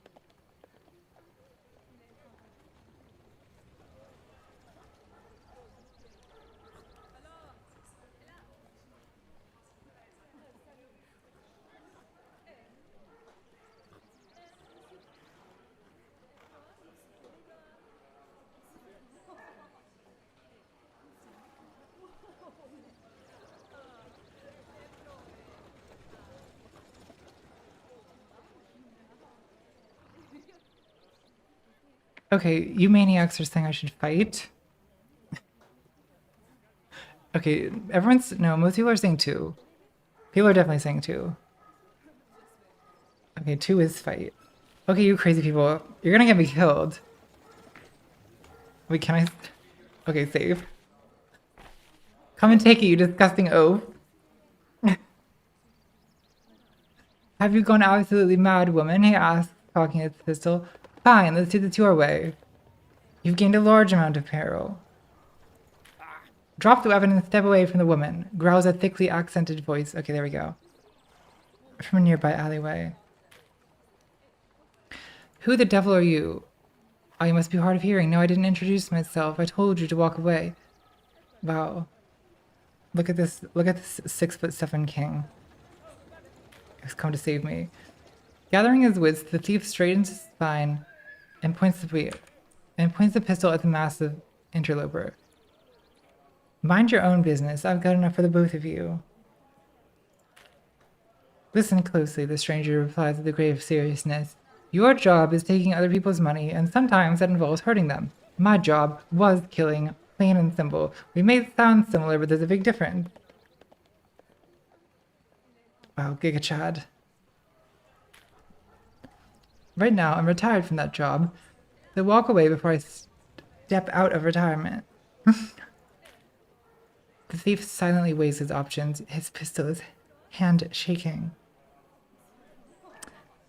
Your blood hums in your ears so loudly that it feels like the entire world is going quiet. You can feel the eyes of all the people hiding inside their homes weighing upon the 3 of you. Without another word, the ruffian takes off. Madame, the large figure says to you with no reduction in the intensity of his demeanor. You're remarkably unshaken for someone who's just had a pistol pointed at them.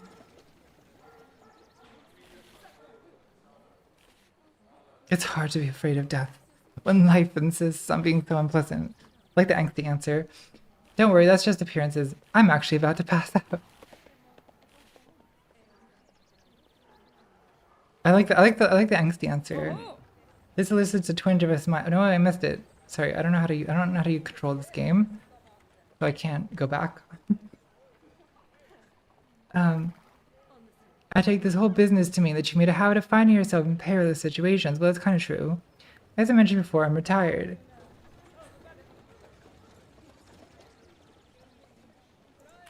Retired and bore out of mind Gottverdammit mind. How would you like a bodyguard? Hopefully you won't need mine services often, but you'll be happy to have me at your side on the few occasions that you do need me. Generally speaking, my services cost about 30 livres a week. Yeah, that's absolutely worth it. You could make a fine addition to my household. Oh. Wunderbar, he says with a small twitch of his mouth that you assume to be a smile. You've hired Hansel, the bodyguard. Okay. I suppose my first task will be getting you out of this hellhole. Please follow me. Yeah. You follow him without another word. And he leads you out of the neighborhood surprisingly quickly. Not another soul even attempts to bother you. Which is an extremely pleasant feeling. Okay, guys, my situation is getting pretty good here. I have a sapphic lover. I have a Giga Chad bodyguard from Deutschlandia. This is about as good as a woman can do in the 18th century. Of course, the more refined members of society don't seem to walk around with armed guards, so you have to think, well, I am not one of the more refined members of society, so you have to think of some other way to introduce him to people. Perhaps calling him your doorman would work. After all, life has a lot of doors, and if anyone could keep them open or closed, it's him. With Hansel, your new doorman in tow, you start to walk home. Meow, meow.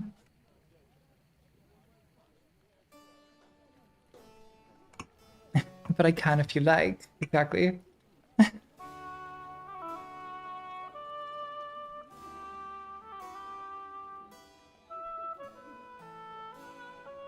Thanks, Ephemera. Okay, let's get ready for a revolutionary party. I don't have any revolutionary clothes. I need to work on that. Everyone's getting tired of my provincial outfit.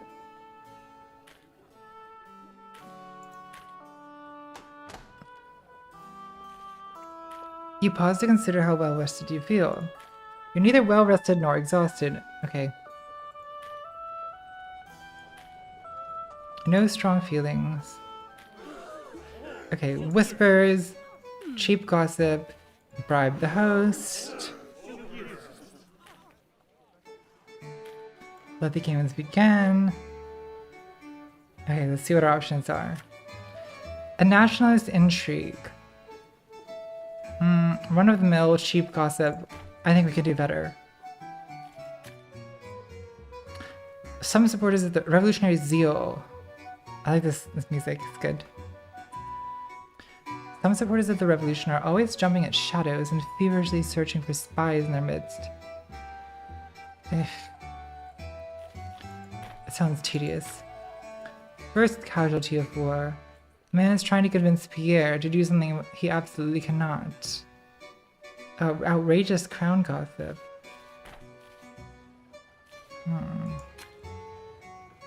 Internal divisions. Antoine is currently locked in a conversation with a more moderate member of the revolution. This conversation already looks like it's reaching a breaking point, so any intervention you commit would be quite meaningful indeed. Okay, let's deal with the Antoine thing. You stroll about the party, taking in the atmosphere. It's boisterous, lively, and bohemian. On the other side of the room, you spot the intense young man from before. Is it Saint-Just? In fact, he's already looking he's looking especially tense in this conversation with another guest. They've raised their voices and have already attracted a crowd. No, you don't understand. How can you be so caught up on civility and due process? Okay, Tavi, when our people are suffering this very instant. The second we lose order, everything breaks down. The man replies as if he were talking to a child. If we make our case correctly in the General Assembly, we can convince the king that it's in everyone's best interest to adopt a constitutional monarchy. It worked in England and it can work here. You really think that you can just vote your problems away? If you play by the nobility's rules, you only get an order that they want. The name of our governance will change, but nothing will improve for anyone. Look how heated, look at these heated anime postures that are being adopted. What you want is simply not how things are done in a civilized country. I'm a lawyer with a wealth of experience, and I know what I'm talking about. As far as I can tell, you are what? A half-successful playwright? What do you know? This is literally just a Twitter argument. I know that one does not make revolutions by half measures. Oh god, I don't want to talk to these people. Get out of here, Yvette. What are you doing? He's right, we can't just expect the nobility to willingly give up. Okay, that's the hairless. Antoine, maybe he's right. You can change laws by breaking them. Let's not let our tempers turn against ourselves. Okay, yeah, let's split them up. Slowly his face softens and he sighs. If it pleases you, then yes, I will walk with you. That's what you gotta do. You gotta take the tabby outside. Have a conversation. See if you can distract her talking about theory. He shoots one last dagger-like glare at his opponent. This isn't over. It's not over at all. Antoine, come to the garden. We're having a conversation. Appreciative. Okay, I'm glad I'm being appreciated for my ability to restore calm to the situation. I'm glad I'm being appreciated for my emotional labor.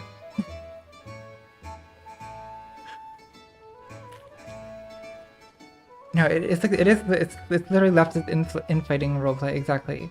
Slowly the crowd disperses, leaving the two of you alone together. Thank you for your help. I was very close to losing my temper. Antoine, you're so much more dedicated than the others. Why is that? I have less to lose than they do. They deny the truth of what needs to be done because most of them are still in positions of wealth, government, or cultural power.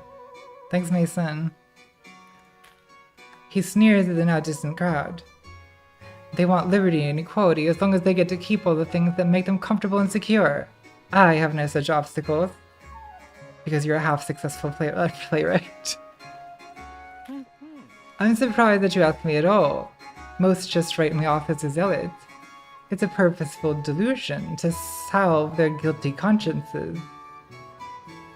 I like that you're willing to be braver than that. He stops, frowns, shakes his head to clear it, but frowns again, adopts the posture of all revolutionaries. I simply can't stand it. How do they all just choose passivity?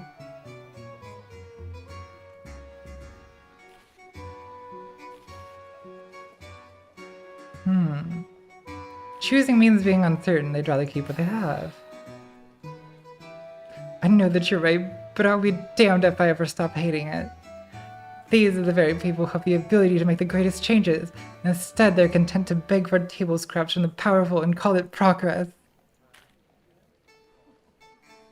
Look at this. Look at this. To prioritize one's own comfort like this, it's selfish. Are we no better than beasts? I don't know, Antoine, what do you think? The two of you chat together for a while longer, isolated from the crowd. He smiles intently and says, "Wait just a moment. I have something for you." He pulls a clean white handkerchief from his pocket and hands it to you. His name and address have been embroidered into it in red thread. You should write me soon. It would please me to meet you alone, away from these half-hearted types. He whispers, gesturing dismissively at some of the other guests. Okay. Alone, you look down at the handkerchief in your hand. Uncompromising ideologues like him only get more dangerous with time. That's the truth. You do your best to maintain a low profile while you search for your next engagement at the party. Associating with someone like that may be necessary, but it rarely attracts the right sort of attention.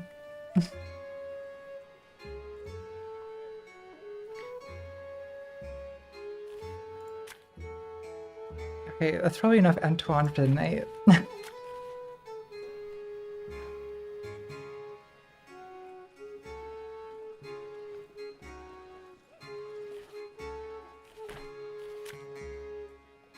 An ambitious revolutionary in need of an introduction to someone more well established than himself. Okay, we've got opportunities. I'll take the bait. Bonsoir, Madame Deco.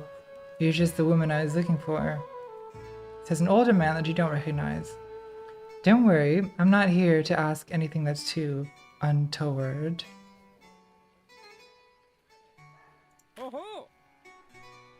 You see, there's a man I wish to speak with about the political future of the revolution, but he's notoriously untrusting of strangers. This is why I hate hanging out with leftists. They're exhausting. I was hoping that you could introduce me to him.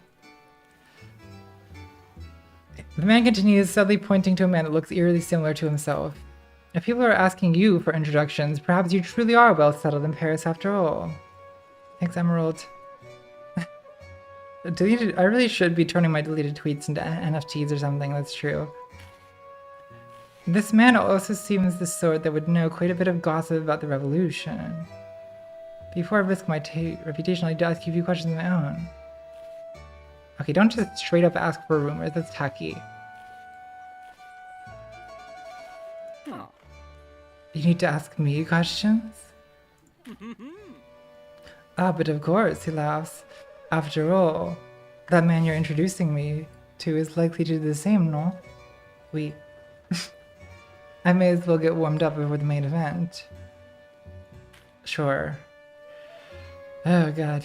It takes very little effort on your part to guide this perhaps rumors.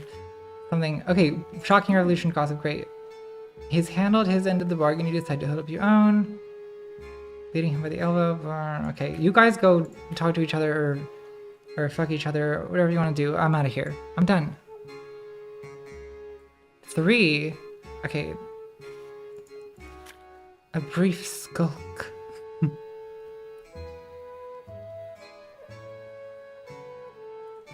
Unlocked study. A pair of guests harboring valuable rumors are afraid to speak them aloud.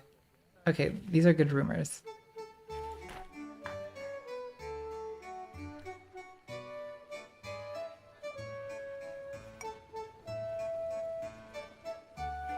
As you walk another circle of the party, you find yourself disappointed by the mundanity of the conversation you overhear. Who knew hot-blooded revolutionaries could be so dry? I did, Yvette. I told you. It's at the height of your boredom that you notice a pair of women withdrawing from the crowd to talk.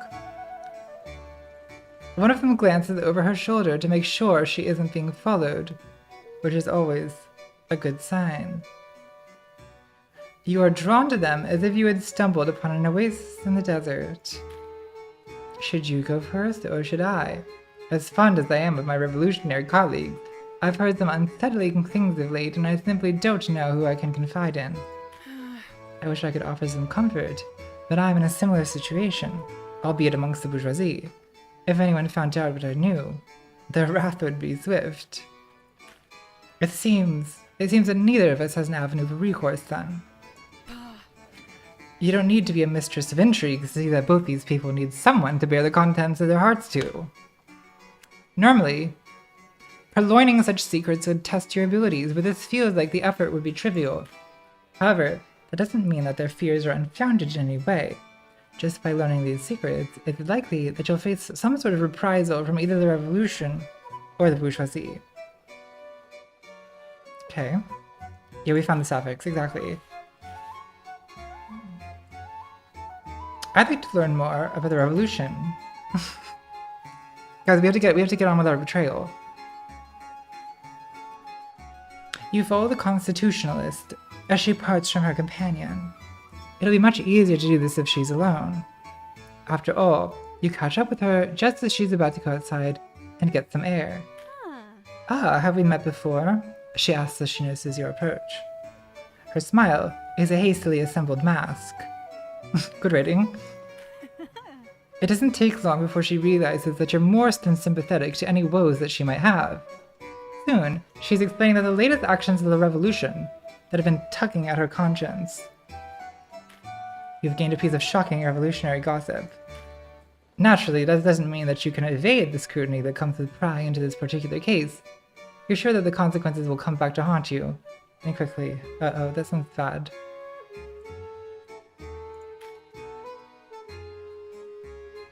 I've lost favor with Antoine. Well, whatever. The conversation that follows is fascinating in its own way.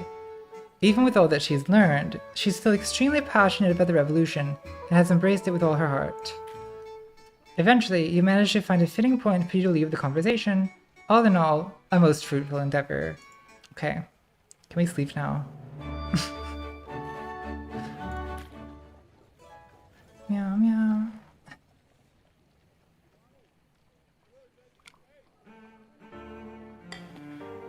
Oh, dramatic cello music. While getting ready for the day, you notice that Camille has left a letter on your nightstand. The wax seal shines like fresh blood. Again, good rating. You break the seal with a deft slice from your letter opener. You can immediately tell that the handwriting is Antoine's. Oh boy. He writes quickly enough that you can find small spatters of ink at the top of his compressed, precise letters. Chère Yvette, I've grown dissatisfied with the ceaseless inaction of my peers and have decided to do something myself. I would like you to join me. Oh, God. Should you find yourself inclined to the cause of liberty. The letter goes on to describe a location where you can meet him. Sounds like trouble. Direct action? Direct action is now available in the Paris map. Fear not, I'm certain you will enjoy this as much as the royalists will hate it. Gloire. Pairage patriotique, Antoine. Okay. You check its directions against your map. If you head out now, it might be possible to meet up with Antoine today.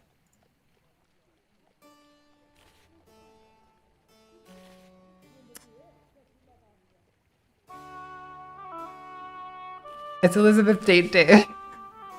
Guys, I'm prioritizing fanfiction over the revolution. Yeah, leave on red, 100%. Rendezvous. Oui.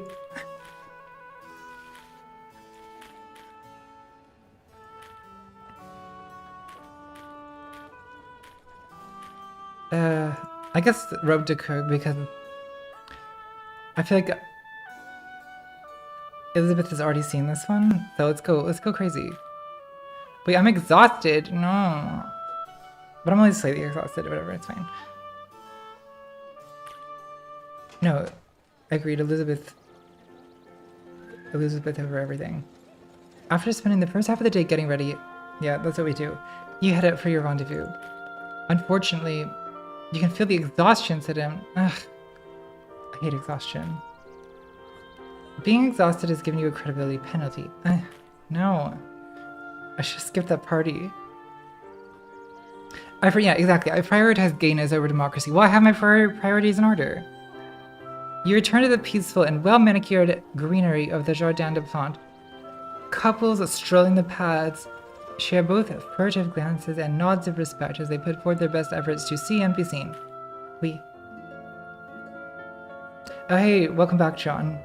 Enjoying your music as always. A few minutes late, Elizabeth arrives. After taking a moment to carefully look around, she approaches you.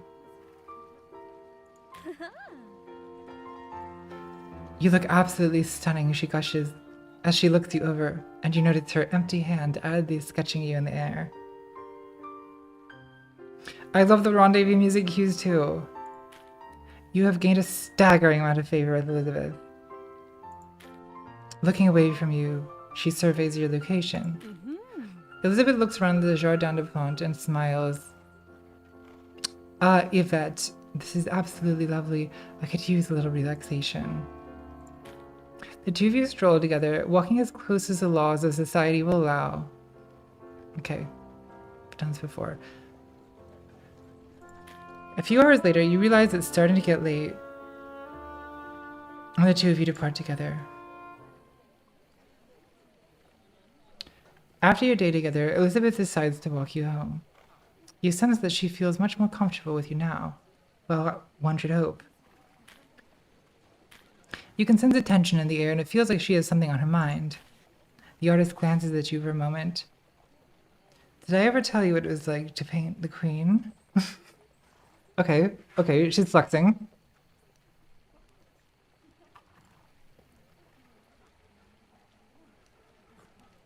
Okay, let's be knowledgeable. I know she loved your work. Is that why she pushed for your membership to l'Académie? Oui, l'Académie Royale de Peinture et de Sculpture, however you say French. The most important art institution in France. I spent years trying to get in and we could never quite make it. Well, it's all about connections. Elizabeth sighs. They didn't like me. My husband Jean is an art dealer and said it was a conflict of interest. What was I supposed to do? Divorce him? Well, have any rat poison? But Marie loved my work. Oh, Marie. I see. My good friend Derrida. I asked her for a favor and she asked the king. Suddenly, I was a member. She said with a confused shrug. Yeah, I believe that's how it generally works, Elizabeth. She pauses for a moment as if she's not sure she should continue. It's alright if you don't. Because I don't really care, to be honest about it, how exactly you became a member of the Academy. She gives you a weak smile that's trying to be strong. Thanks, Yvette. But if I should say the whole thing, I think this is good for me. Okay. You need to go to therapy. Off your therapist. I remember the 1783 salon for the rest of my life. I made 2 paintings, peace bringing back abundance. It was there to show I could do more than portraits, but my real focus was Marie en chemise. I know that painting. I poured my heart into that painting. I was relaxed, calm, and kind. It was the Marie I knew. It was the Marie I wanted to show the world. They hated it. I was surrounded by all these men, these master artists whose work I admired. I had to listen to them tear to pieces, that my portrait was scandalous, that it was insulting, that it was unbecoming of the queen. Well, they're just behind the times, baby. I heard it over and over again. The queen made a mistake. Her eyes glistened wet. They took it down the first day of the show. I thought my career was over. A dew of tears rolled down her cheek, but it wasn't. My infamy only brought me more clients. That is again how it works. And the common people loved it. Murray was more damaged by the scandal than I was. A few years later, I painted another painting of her. Something with her children. I made what the Academy wanted to see. More austere, more appropriate. Something befitting... Okay, I missed it because I have no click discipline. I feel like I betrayed her. Well, that's probably true.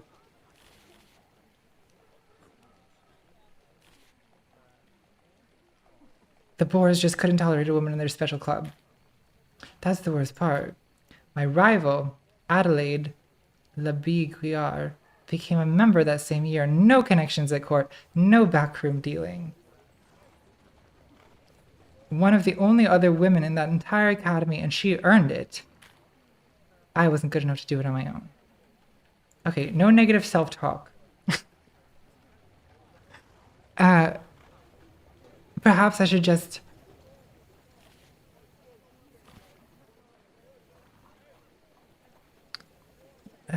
I don't know, should she really reach out to the nationalists? I thought we were turning against the revolution. Or should I try to steer... Well, I don't know, maybe... Do you think I can steer Elizabeth in the direction of the revolution? Because that might actually be better for us in the long term, considering that all these people are about to have their heads cut off. Yeah, maybe reach out to the nationalists. Try that.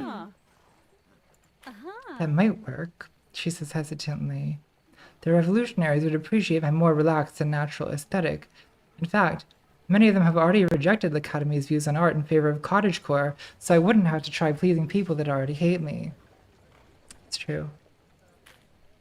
Actually, that's a great idea, Yvette. I'm going to reach out to some of them too.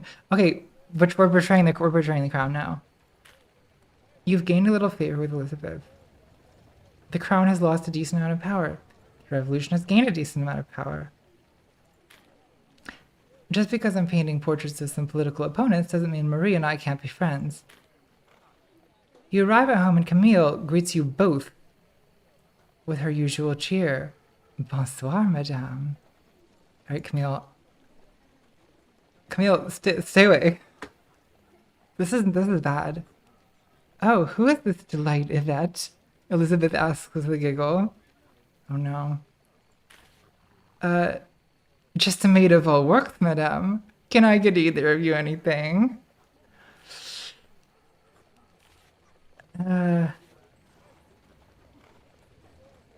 Okay, don't act like a jealous lunatic. Nothing for now, Camille. Yes, be seen.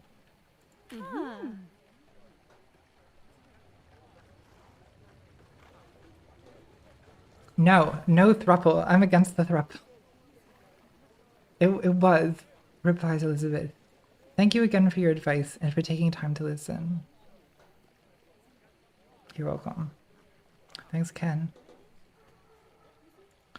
You've gained a little favor with Elizabeth. With your goodbyes said, you head upstairs and prepare yourself for bed. It was a good night and you feel like you've managed to push events in a very helpful direction. No polycule.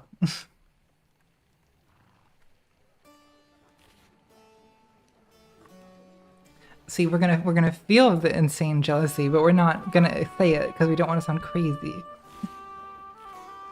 Explore Paris.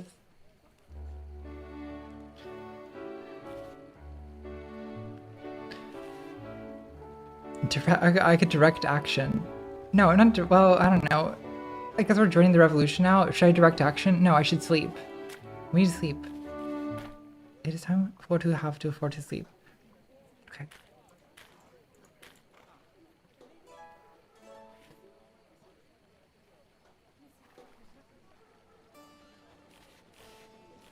Explore.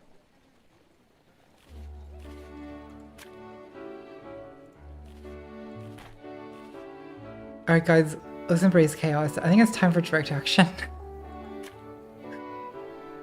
Let's do it. A fair amount of okay, dissatisfied with calls for moderation by his fellow revolutionaries. Antoine has invited you to join him in some direct political action in a wealthy neighborhood in Paris. If nothing else, it won't be boring. Sounds risky. I don't know, what do you guys think? Let's maybe sell gossip. Yeah.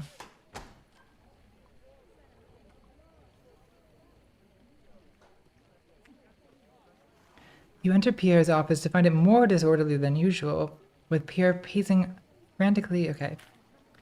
He wants the military. Well, I don't deal with the military anymore, so I don't know if I can help you. Okay. Well, I got shocking revolution gossip.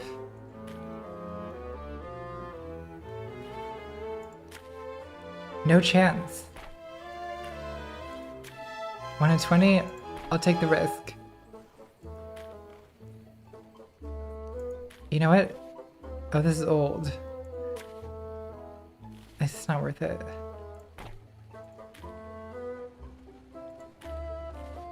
Peddle influence. Okay, let's increase the power of the revolution. Let's just embrace it. I mean, it's gonna happen, so we kind of may as well.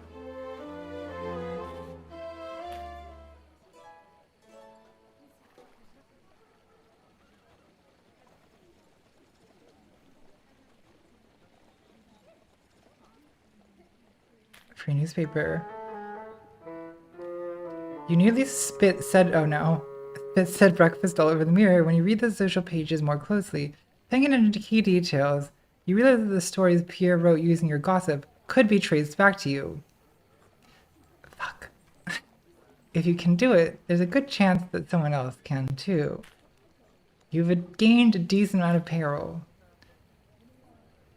This, of course, will not do great things for your reputation. Oh no.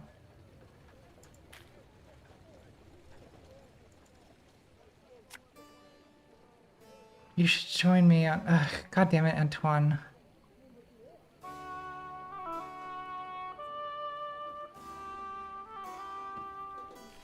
Gloire. Always about gloire with these people. Our days spent...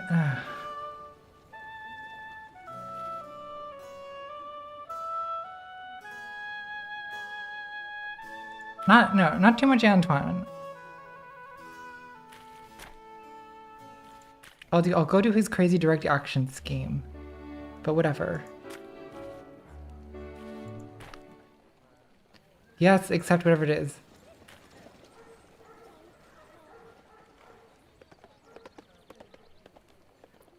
Okay, now we're getting ourselves into serious trouble. The nighttime sky is overcast and the streets smell of freshly finished rain. You use one hand to adjust your hood while you look down at the directions Antoine provided in his letter. You glance around at the buildings and note that you've found yourself in one of the nicer neighborhoods in Paris. In fact, you're not far from La Place Royale. You've reached the end of your directions, so you must be in the right place. However, there's nothing that seems particularly special about this address. You glance around and find the streets to be empty. There's no signs of Antoine at all. Suddenly, you feel a hand reach across your body, grab you by the shoulder, and pull you into an alley. Oh boy. Before you can even utter a word, Hansel has his paper out and pointed at your assailant. His voice is a low, earth-sign rumble. Unhand the woman or die. Your choice. You recognize the arm holding onto you as Antoine's. You also see a glint of silver in the dark as his hand is holding a long stiletto. God damn it. I've associated with too many men, and now they're pointing sticks at each other. His hand is as steady as a stone, which is rather unusual for anyone who's been on the receiving end of Hansel's threat. Antoine's dagger arm relaxes, but the arm around you remains. Je suis désolé, I was hoping to play a joke on Madame Yvette here. I had no idea that she thought to hire a bodyguard. I didn't even notice you stalking behind her. Yeah, casual use of earth sign in a video game. Gesturing with the dagger, he continued. I'm sorry about the knife as well. I too like to stay protected, and drawing it was mere reflex. It looks like we both understand how dangerous things can be. Okay. Yeah, Hansel replies, narrowing his eyes at the young revolutionary. Cautiously, they both sheathe their weapons at the same time. You note that Antoine keeps his stiletto concealed up his coat sleeve. Let's keep an eye on that. With a grunt, Hansel steps away from the two of you and fades back into the shadows. Thank you for joining me.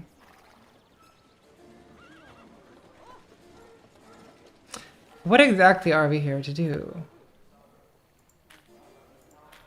Antoine gestures behind himself to some buckets of paste and rolled up posters. I've managed to convince some sympathetic citizens to print up these posters that are rather objectionable to the crown. Your curiosity piqued, you unroll one of them and examine it by the light of the guttering street lantern. The poster is a potent mixture of accurate political commentary and extremely obscene imagery. If we posted these in a poor neighborhood, one sympathetic to our cause, the watch wouldn't hesitate to punish the people who live there. So instead, we're taking our work directly to the heart of the problem. He gestures out of the alleyway to the wealthy neighborhood around you. Of course, I'm sure the watch will be sympathetic to the inhabitants of this neighborhood once we cover it in our messages. It also means that we get to make ourselves heard and remind them of all the discontent brewing in France. The powerful only sleep comfortably at night because they've convinced themselves that the order they hold by force is the result of public will.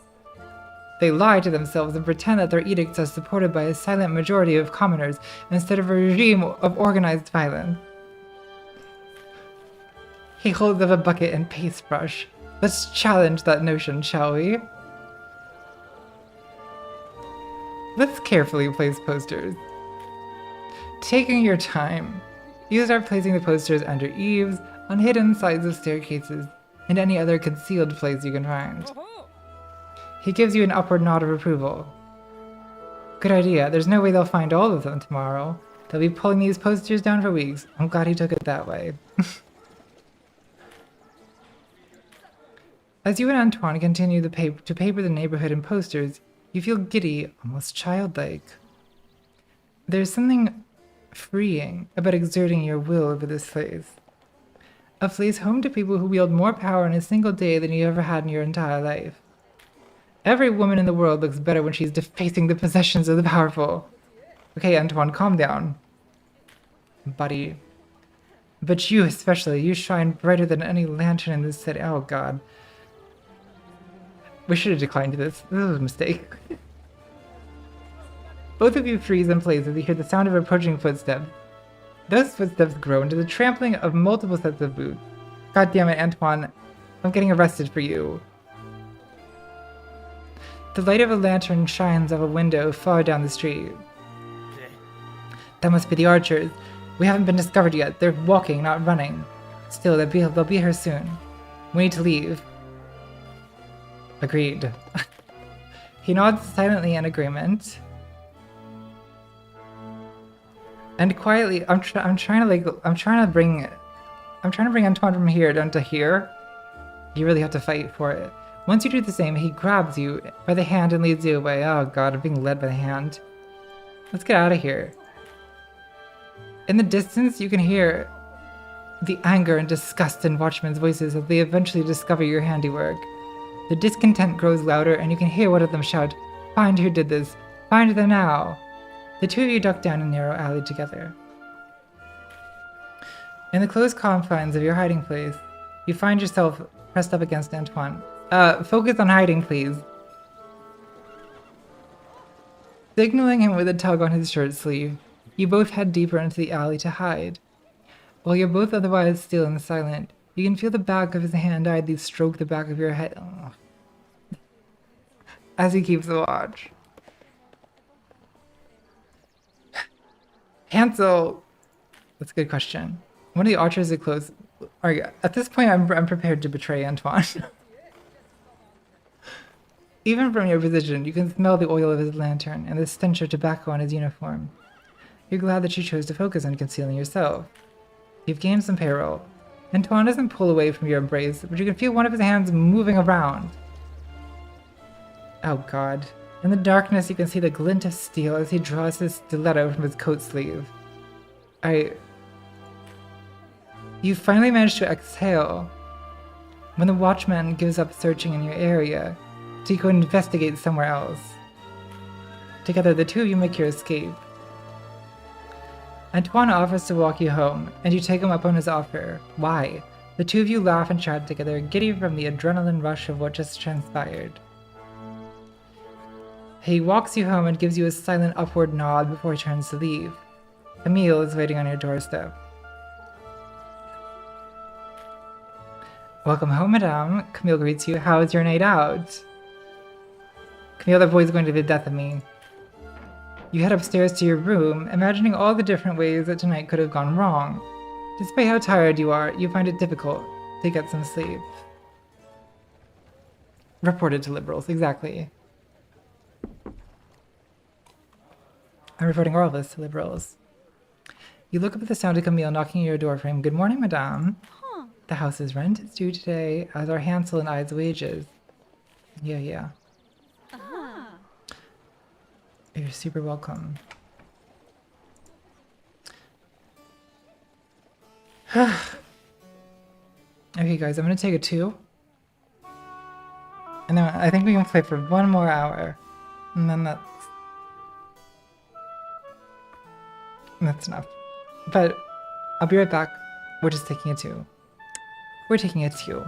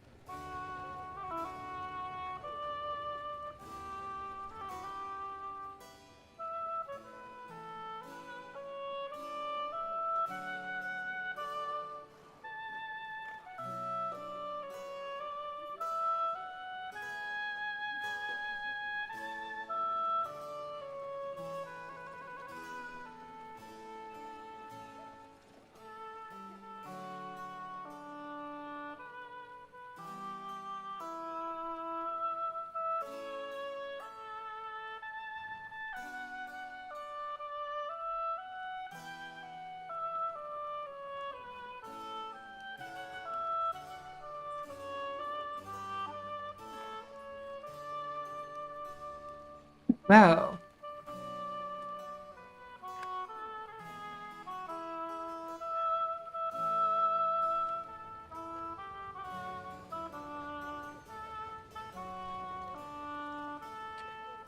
Let's see. Guys, I miss the lingering. I miss it. I miss the lingering. I was really getting like shockingly heated up over that. I need to get out more.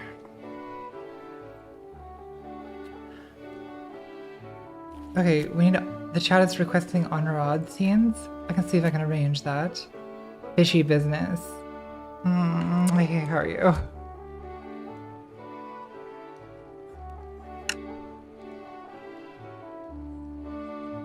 Ugh, but there's also Alex. Why are the two of these always together? I don't know. It sounds like trouble. I don't care about Armand. I don't care about Armand. Don't care about Antoine. I do kind of care about the dressmaker. Okay, dressmaker or on rod.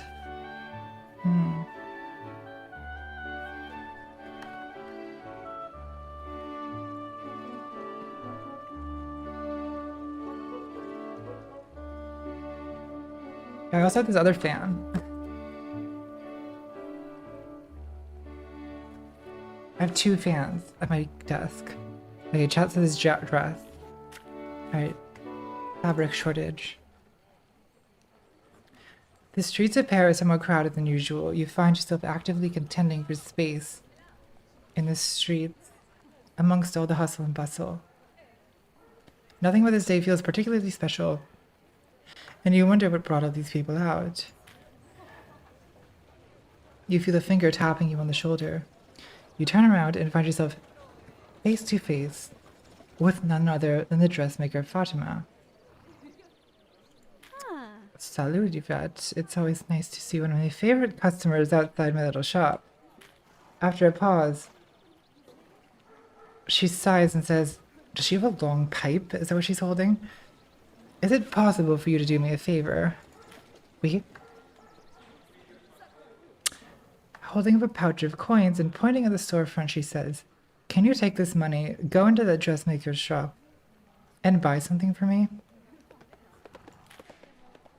You see, I used to work there for around 5 years or so, but I never got promoted. Idly, she rubs her fingers across her hamsa necklace.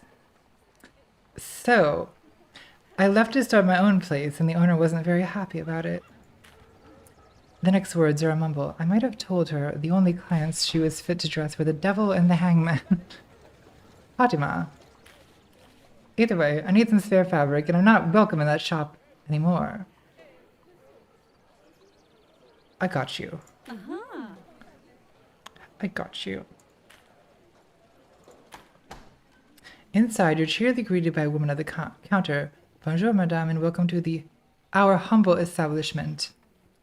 The statement downplays the reality that this place isn't humble at all. In fact, it's utterly magnificent. You also get the feeling that there's nothing here you can afford, outside of the bolts of raw fabric you've been sent here to purchase. Is there anything I can help you with?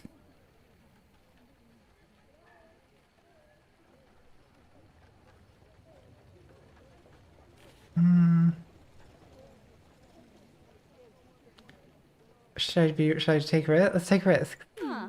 You detail Fatima's order to the saleswoman and continue to play up the imaginary discount that you were promised by an equally imaginary co-worker of hers. She really said that, the saleswoman asked, looking behind the counter, looking for some kind of note to that effect. She sighs and gives you a professional smile. Well, I can't find anything here, but I should still uphold our reputation. I'll give you the entire order for 80 livres. Order in hand, you step outside with an armload of high-quality fabric. Kind of intense risk-taking for 20 livres, don't you think? How was it? Okay, let's be honorable. I managed to get you a better deal. Really, that's fantastic, she says with delight as you drop the fabric and the coin you saved her into her hands. The two of you make some small talk before you part ways. She has a lot of work to do, and you decide to explore the city a little more before heading home. Okay.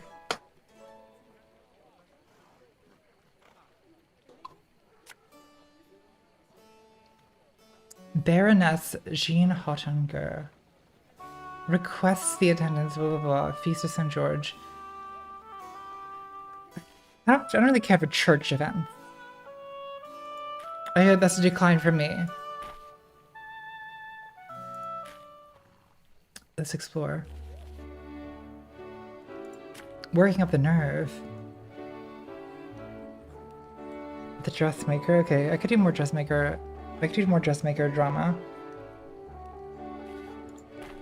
What else do we have?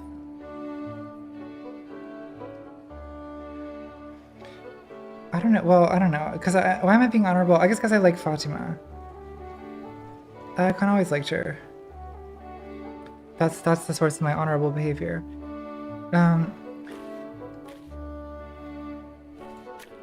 Rumor mongers.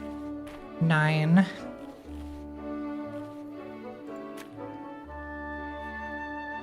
None of this is really grabbing me. Well, let's just sleep. We need to sleep anyway. You decide to take the day off, etc.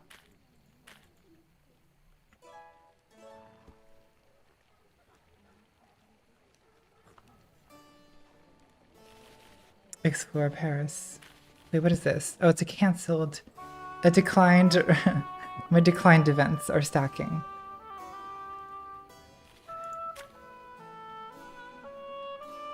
Okay, we have Opera Gala and then Elizabeth. So, what are we doing today? Okay, well we can do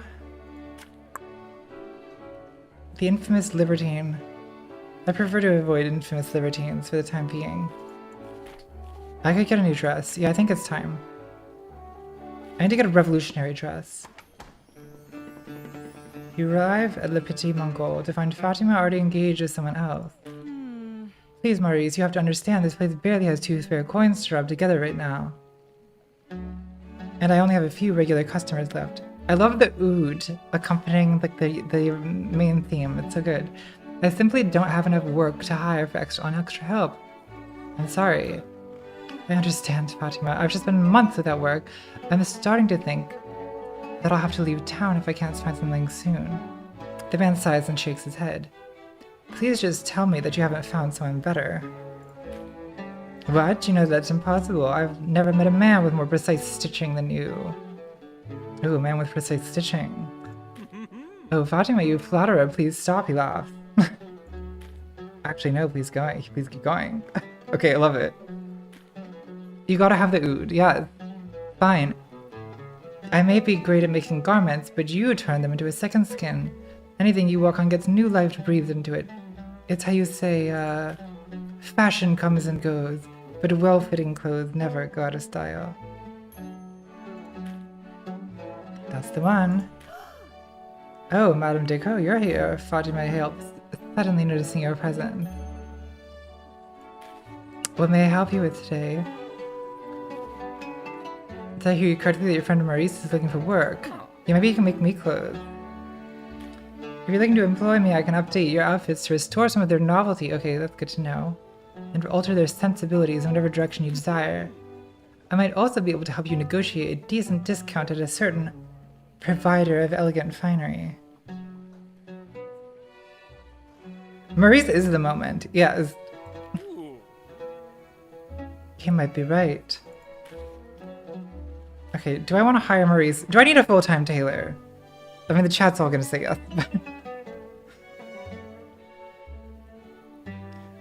The tailor costs more than the bodyguard. Alright guys, I'm living an increasingly opulent lifestyle. I have a full-time tailor.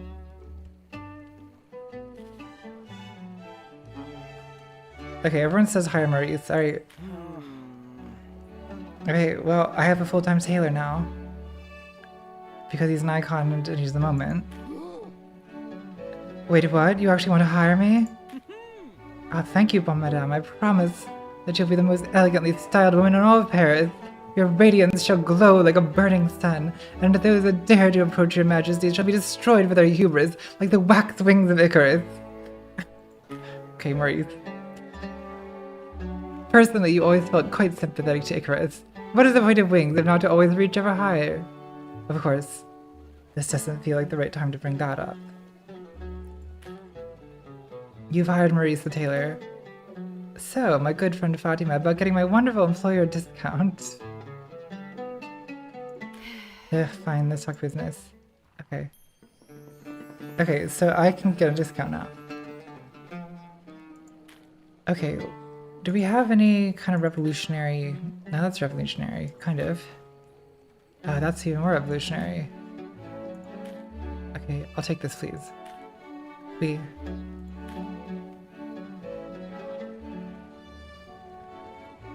Okay, wait, did I get it? Yes.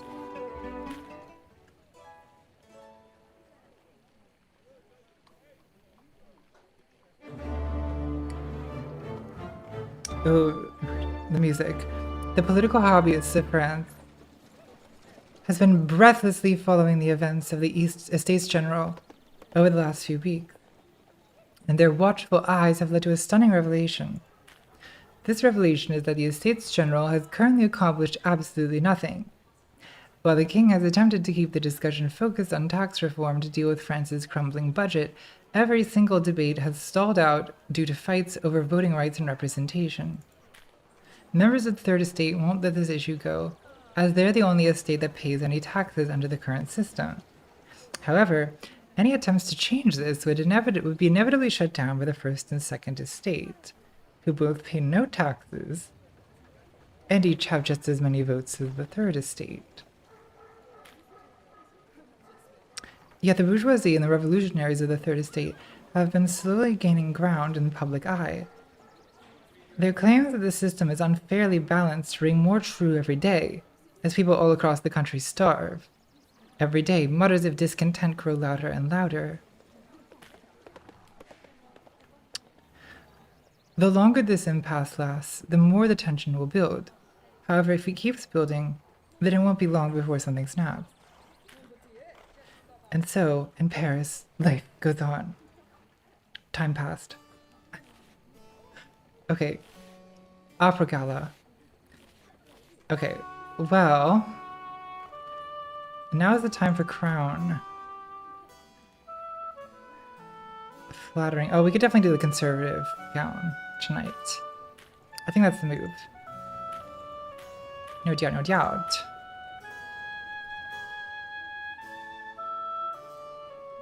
I love an oboe solo. As your carriage nears the party, you consider taking one last moment to assess your preparations. You pause to consider how well rested you feel.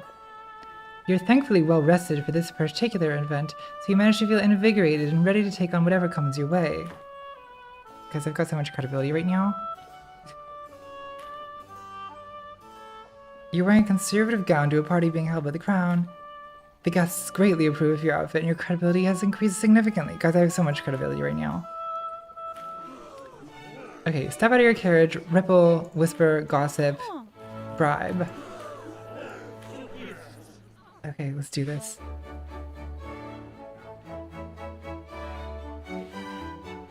Ooh, I like this.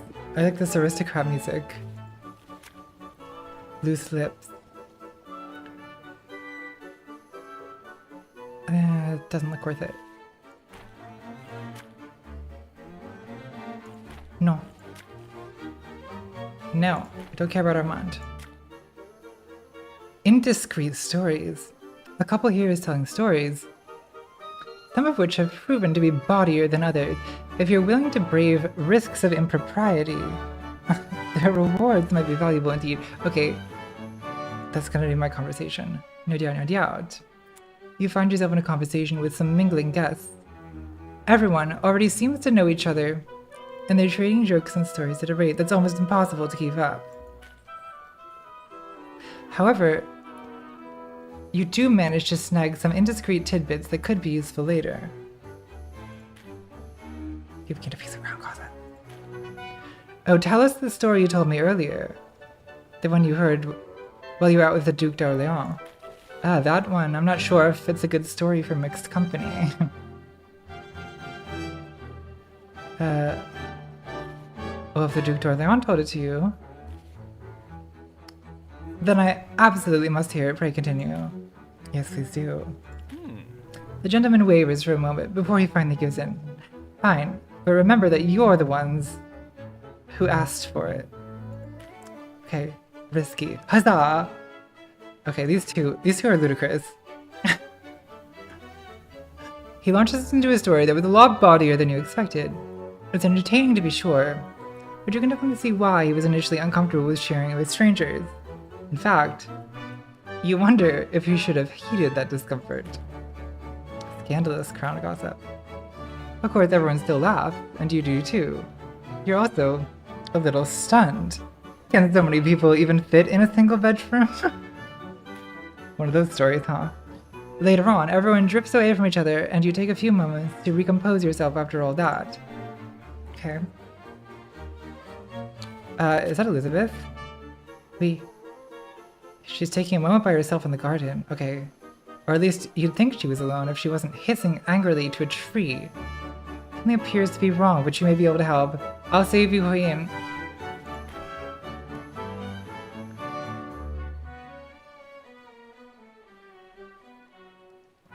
She glances quickly and leaves the room. Confused but unperturbed, you follow her outside into the garden. Approaching her, you survey the area and it seems that there's nobody else out here. Except for you two. Unless... Camille! Your heartbeat quickens when you notice shapes that might be following you, until you realize that it's a young couple giggling furtively between themselves as they disappear together into the hedge maze. It's safe to assume that they'll be occupied with that for a while. Hedge mazes, you know. Well, now you're alone with Elizabeth. When you finally catch up with her, she's circling a tree, staring pensively into its branches. It's a fine tree. Are you looking to study it for painting?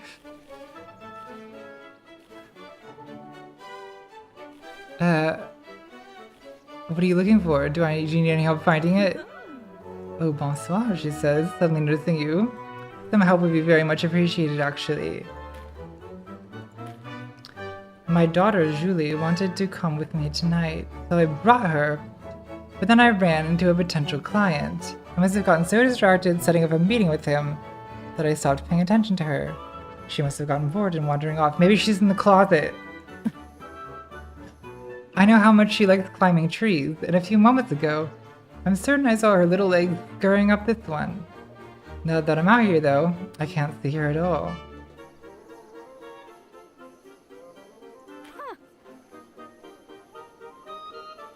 Oh, the soundtrack's on Bandcamp. Drop a link in the chat, John.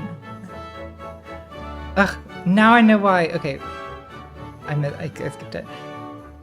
Here's some parenting advice. Never spend an evening teaching your curious and precocious daughter about color theory. Apparently, all she'll learn from it is how to camouflage herself. I shouldn't have brought her here, Elizabeth says.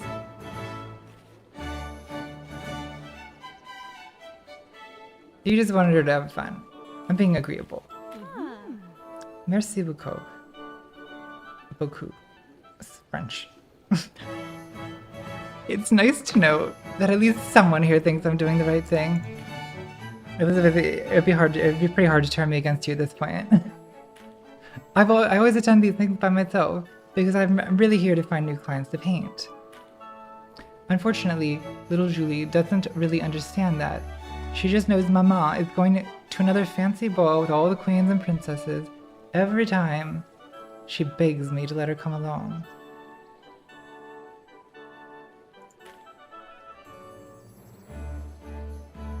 She shakes her head and looks up at the tree again. Again, English. Why are children always so eager to grow up? Well, she asked me again today and I let her win. I thought that maybe she was old enough. Now I can't find new clients, and my own daughter probably thinks my life is stupid and boring. You stand there and try to think of something to say, but you honestly found your parents' own lives pretty boring yourself. That's part of the reason you're even here. However, you're saved with the sound of rustling branches overhead. Mama, I'm thirsty, says the voice from up in the tree. Soundtrack link in chat. Jean Lucie Louise Lebrun, is that you up there? No. I am just a bird. Very convincing. A bird who is thirsty. Mon Dieu. Julie, do you have any idea how worried I was? Come down here right now. I swear I will climb up there if I have to. Might be a good idea to intervene before Elizabeth is caught scaling a tree. Let's see. I mean, you can stay up there if you don't want a slice of the Queen's cake. I'd love to have it. What is a Queen's cake? I mean, it's covered in special icing and honey flowers that you're not allowed to have anywhere else. But maybe you're just not old enough for it. Elizabeth chimes in. No, wait, I'm coming. Julie scutters down the tree and returns to her mother. Elizabeth mouths a silent "thank you" to you while she cleans some twigs and dirt off her errant daughter's dress. With her daughter finally secured and accounted for, Elizabeth heads inside to the rest of the party in order to find some cake that looks suitably royal. You're left to your own also lol, the Queen's cake. You're left to your own devices and decide to head inside as well, before the couple that disappeared into the hedge maze starts making too much noise.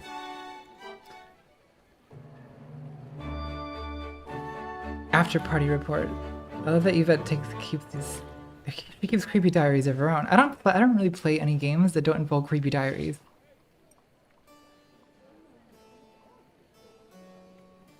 Guys, it's Elizabeth date day. Rendezvous. Okay.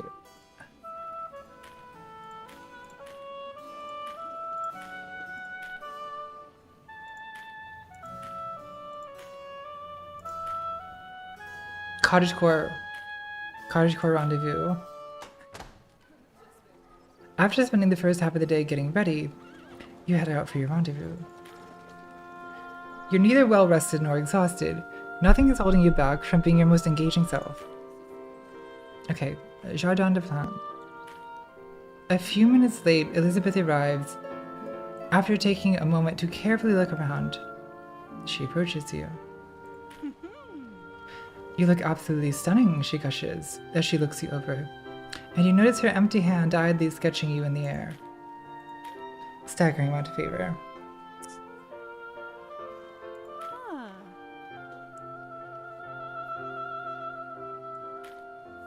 Okay, our dates tend to go exactly the same every time.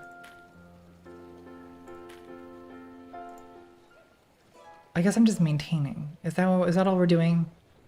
I feel like it's very early to be experiencing bed death, but here we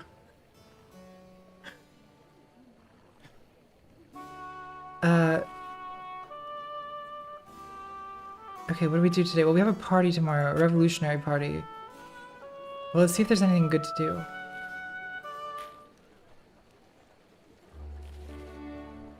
No. Maybe. Wait. Okay, I accidentally did it. Okay, that's fine. A new cafe has opened. The smell of coffee hangs. I love like the role that coffee plays in this. And a small crowd of citizens mill about outside to see what's going on. It's then that you recognize one of the people in the crowd. Fatima is pacing pensively back and forth outside the cafe, puffing so heavily on her pipe that it resembles a chimney. You decide to approach her. By the time she finally notices you, you're practically standing right next to her. She gasps and hops back from you with a start. I'm so sorry, Yvette. I must have been lost in my thoughts.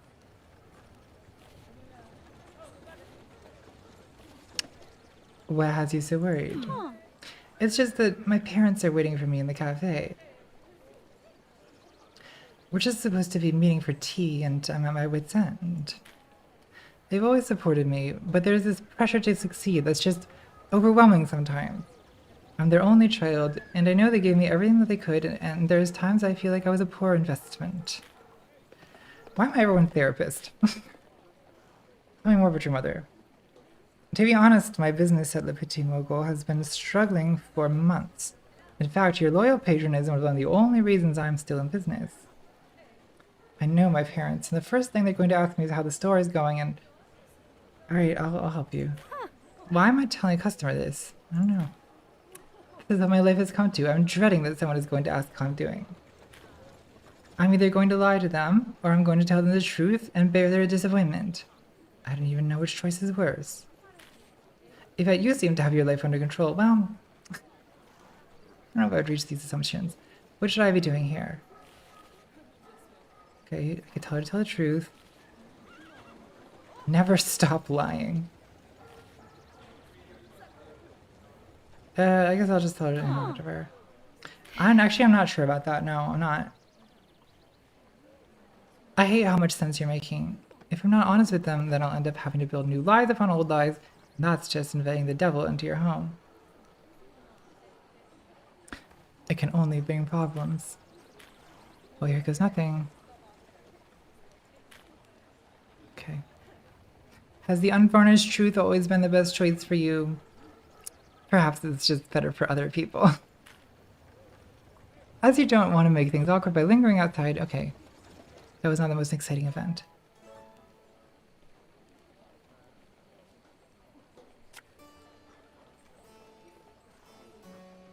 Count Daniel Lusignan requests the attendants of Yvette decode their military... Oh god, why are we... Should I go to a military... I haven't been to a military thing in so long.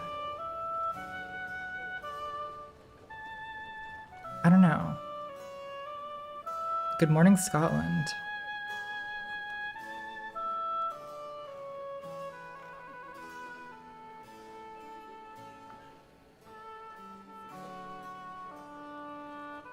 I guess I'll accept. Never stop lying. Yeah, exactly. Of course.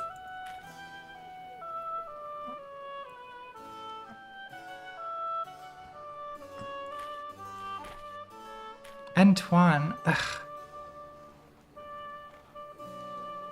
Antoine and his fucking gloire. I don't know. That's true. The military balls, they have good music.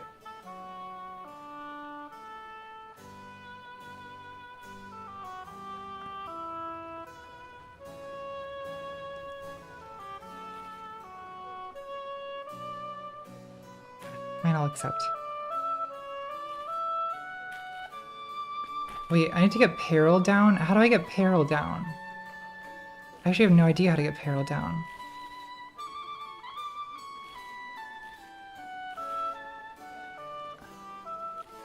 Okay, so this is a bourgeoisie thing. Birthday party. Okay. Let's see what our options are. No. Maybe.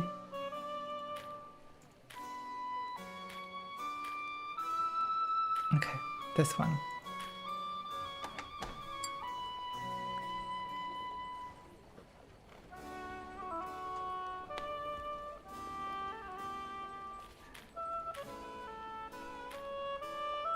Fuck, I'm exhausted.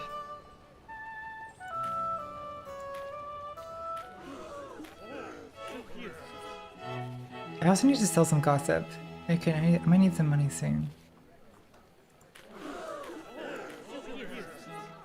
Okay, let's see what we got going on here. Correspondence. No, don't care about Armand. Madame Gazelle, okay. Here we go. Speaking to some woman named Joanna.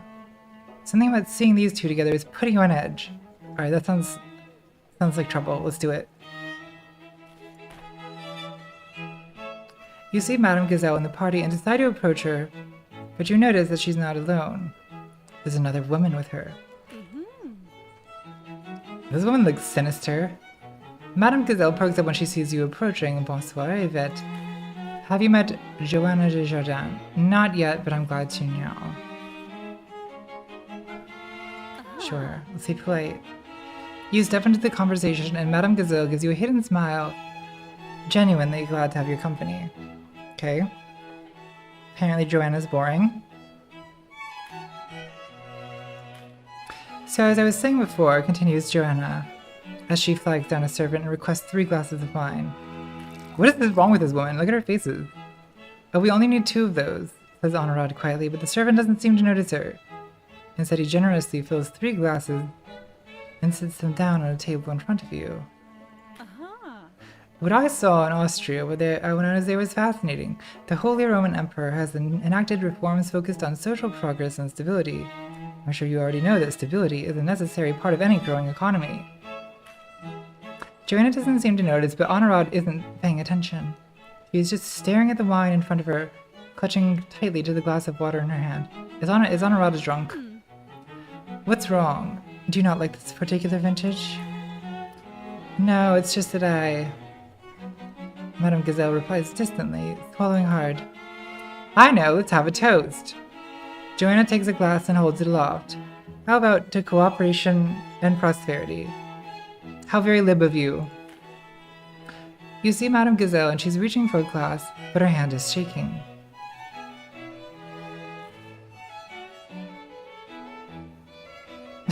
Take her glass from her and finish it? Okay, let's try to be tactful. Let's hold off on the toast. I'd rather hear more specifics of what you saw in Vienna. What? Of course, we can avoid the pleasantries if you just like to focus on the fine detail. Yeah, that. Honorad looks visibly relieved and moves her wine glass to a far-away table when Joanna isn't looking. Okay. What is going on here? Am I Madame Gazelle's sponsor?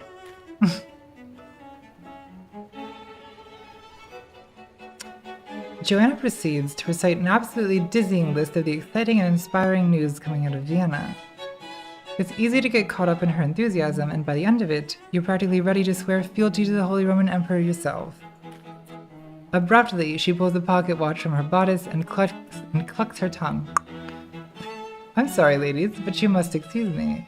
I have an appointment that I must keep. With that, Joanna departs for a different section of the party. Thank you, Yvette. I really appreciate your help. It was nothing. Well, it was something to me. Okay, so I fucked up. Ugh, listen to me. I'm supposed to be the one who's powerful, cool, and in command. Okay. You can feel those things and still be human. Wow. She's like such a mommy-dommy that she can't even like... She's 24/7 in the lifestyle. That might be a little too much. You and Madame Gazelle chat together for a little while longer before parting ways. While the worst has been avoided, she looks exhausted at the thought of what could have been. You look around the party, checking to see if there's anything else you can do before the end of the evening.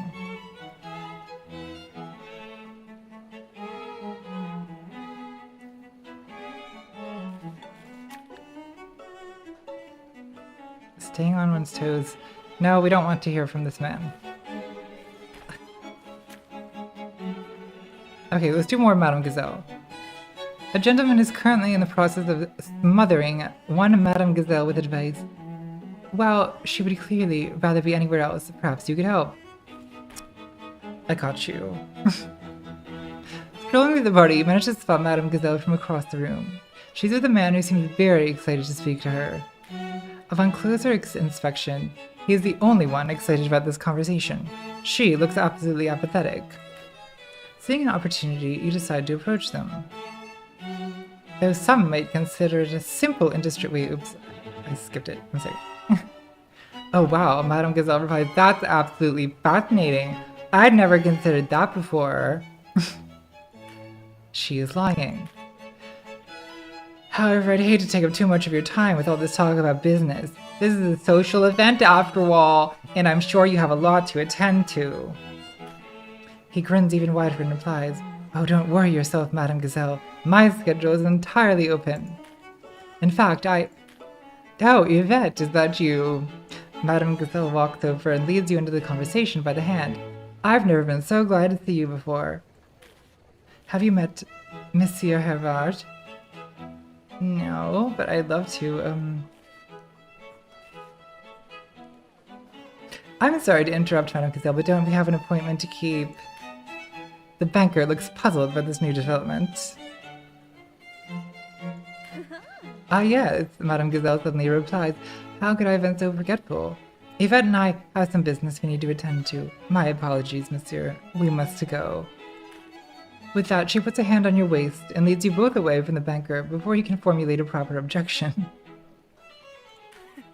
Mon Dieu, you're a lifesaver, she whispers to you. If I had to tolerate that any longer, I would have gouged my own eyes out. You've gained a decent amount of favor with Honorade. The worst part of all this is that I actually do need advice on what I should be doing with Charles' fortune. I never took enough interest in the specifics of his work, and now I'm floundering. Well.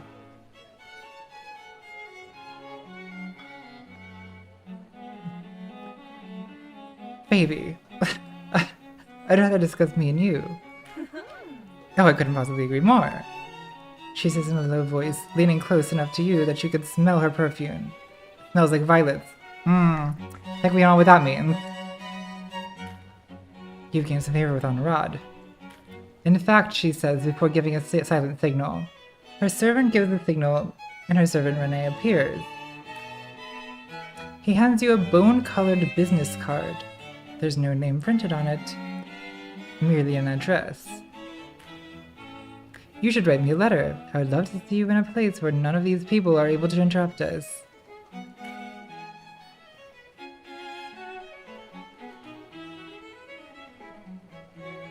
That is, if you're amenable to such company.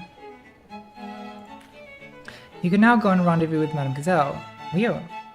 Yeah, finally, sugar mommy, exactly. Without another word, she leaves. The scent of her perfume still hangs in the air. Floral, yet bitter. Okay, characterization. Characterization is sapphic characterization. You take the time to savor the scent hanging in the air before tucking your business card into your bodice and returning to the rest of the party. Wait, why do we have 4 turns? We just get more turns. Is that fucking Armand? Yeah. Return to party. A guest has apparently been entrusted. Okay, we looked at this. This is boring. Commercial intrigue.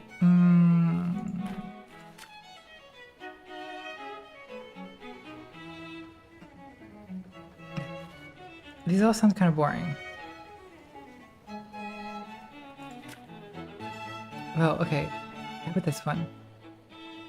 A guest, okay, stern drunk, chambermaid, watch over him, okay. We can do this.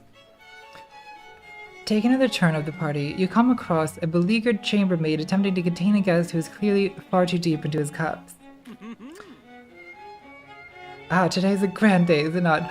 I've been living on such amazing things by our host. You'll see. You'll all see. Their trust in my discretion is not misplaced. I'm sorry, monsieur, but I'm on strict orders from the lady of the house to ensure that you are not overserved. I simply cannot get you another drink. Someone calls out to the chambermaid, and she looks behind her towards some new disaster in the process of unfolding.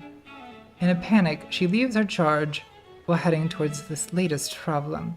As she's leaving, she calls out over her shoulder, "Please, monsieur, just stay here and find some water." Water, that base drink. It must steal water for a man of my knowledge. Pardon, monsieur, but that sounds so important. Whatever could it be? What is it? Well, it's... He stares off into space, squinting as if he was trying to read a book that had been placed very far from him. It's a matter requiring great secrecy, he says, glaring at you with all the willpower that he can summon. Okay. Oh, I see. Not exactly the sort of man you expected to outwit you, but c'est la vie. Perhaps there's something else for you to do here. Okay. Gonna follow him around. Lost coin. Oh, I'm kind of curious about Joanna. A dark mirror. Okay.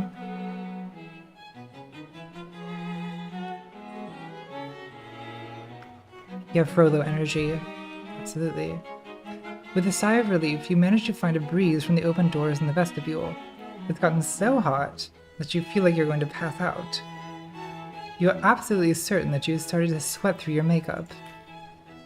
All the same, you check a mirror to make sure that neither of your eyebrows are trying to flee their assigned positions. Thankfully, they've managed to hold steady. Hearing a trill of laughter, you turn away from your reflection to notice a woman with a shining emerald around her neck approaching you. She's holding onto the arm of a particularly powerful gentleman, but you can tell that she is the one guiding his steps, not the other way around. Oh, you must be Yvette, she says with a note of surprise in her voice. I've heard so much about you. I'm a little worried about Joanna. I feel like this could be a new murderer. It's such a shame to hear about how the Viscountess de Foix absolutely humiliated you in front of all those people.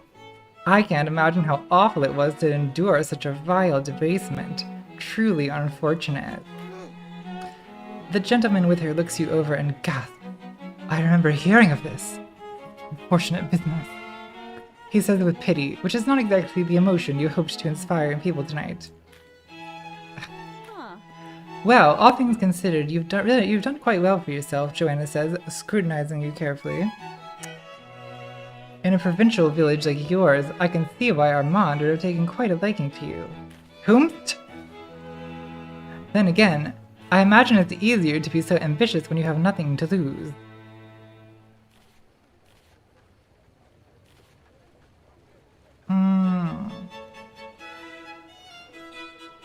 What makes you think I have nothing to lose?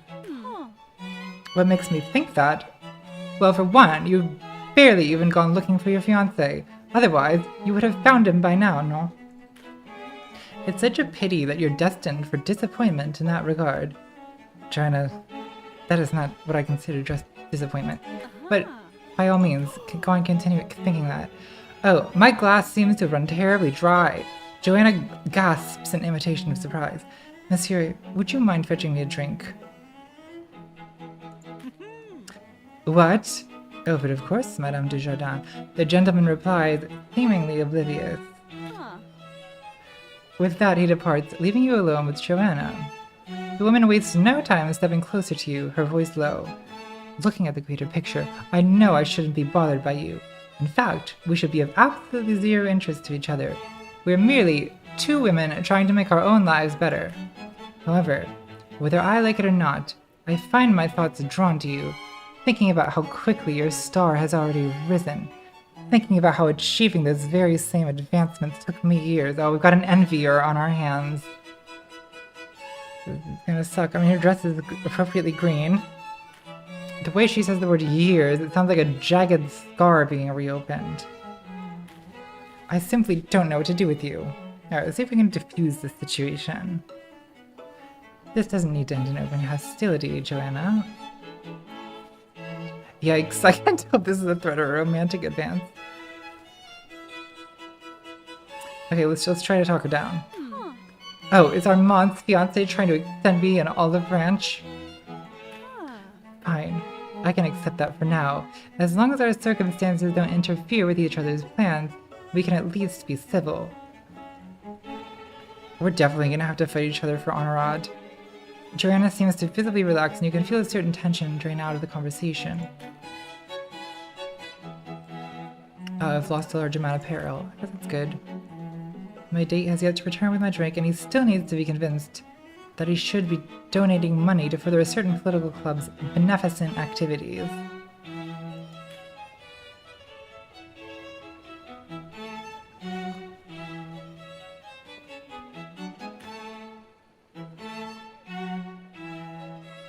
Something about that encounter led to with a chill. Okay.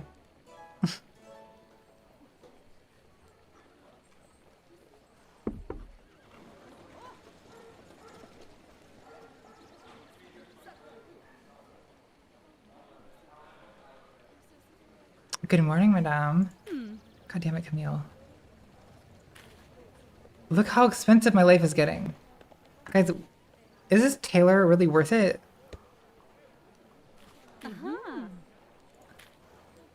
I need to be pulling in more money if I'm going to be living like this.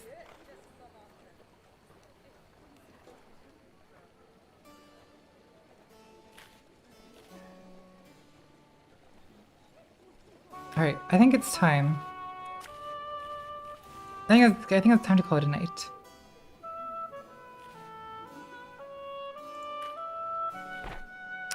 I'm gonna go get ready for bed. This is fun.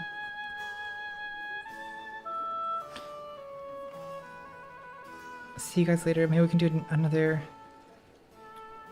stream this weekend.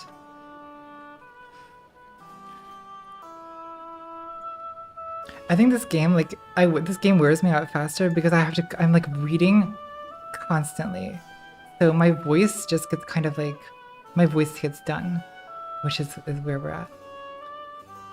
It is, like, this was like, it's such a fun game though. Alright, good night everyone.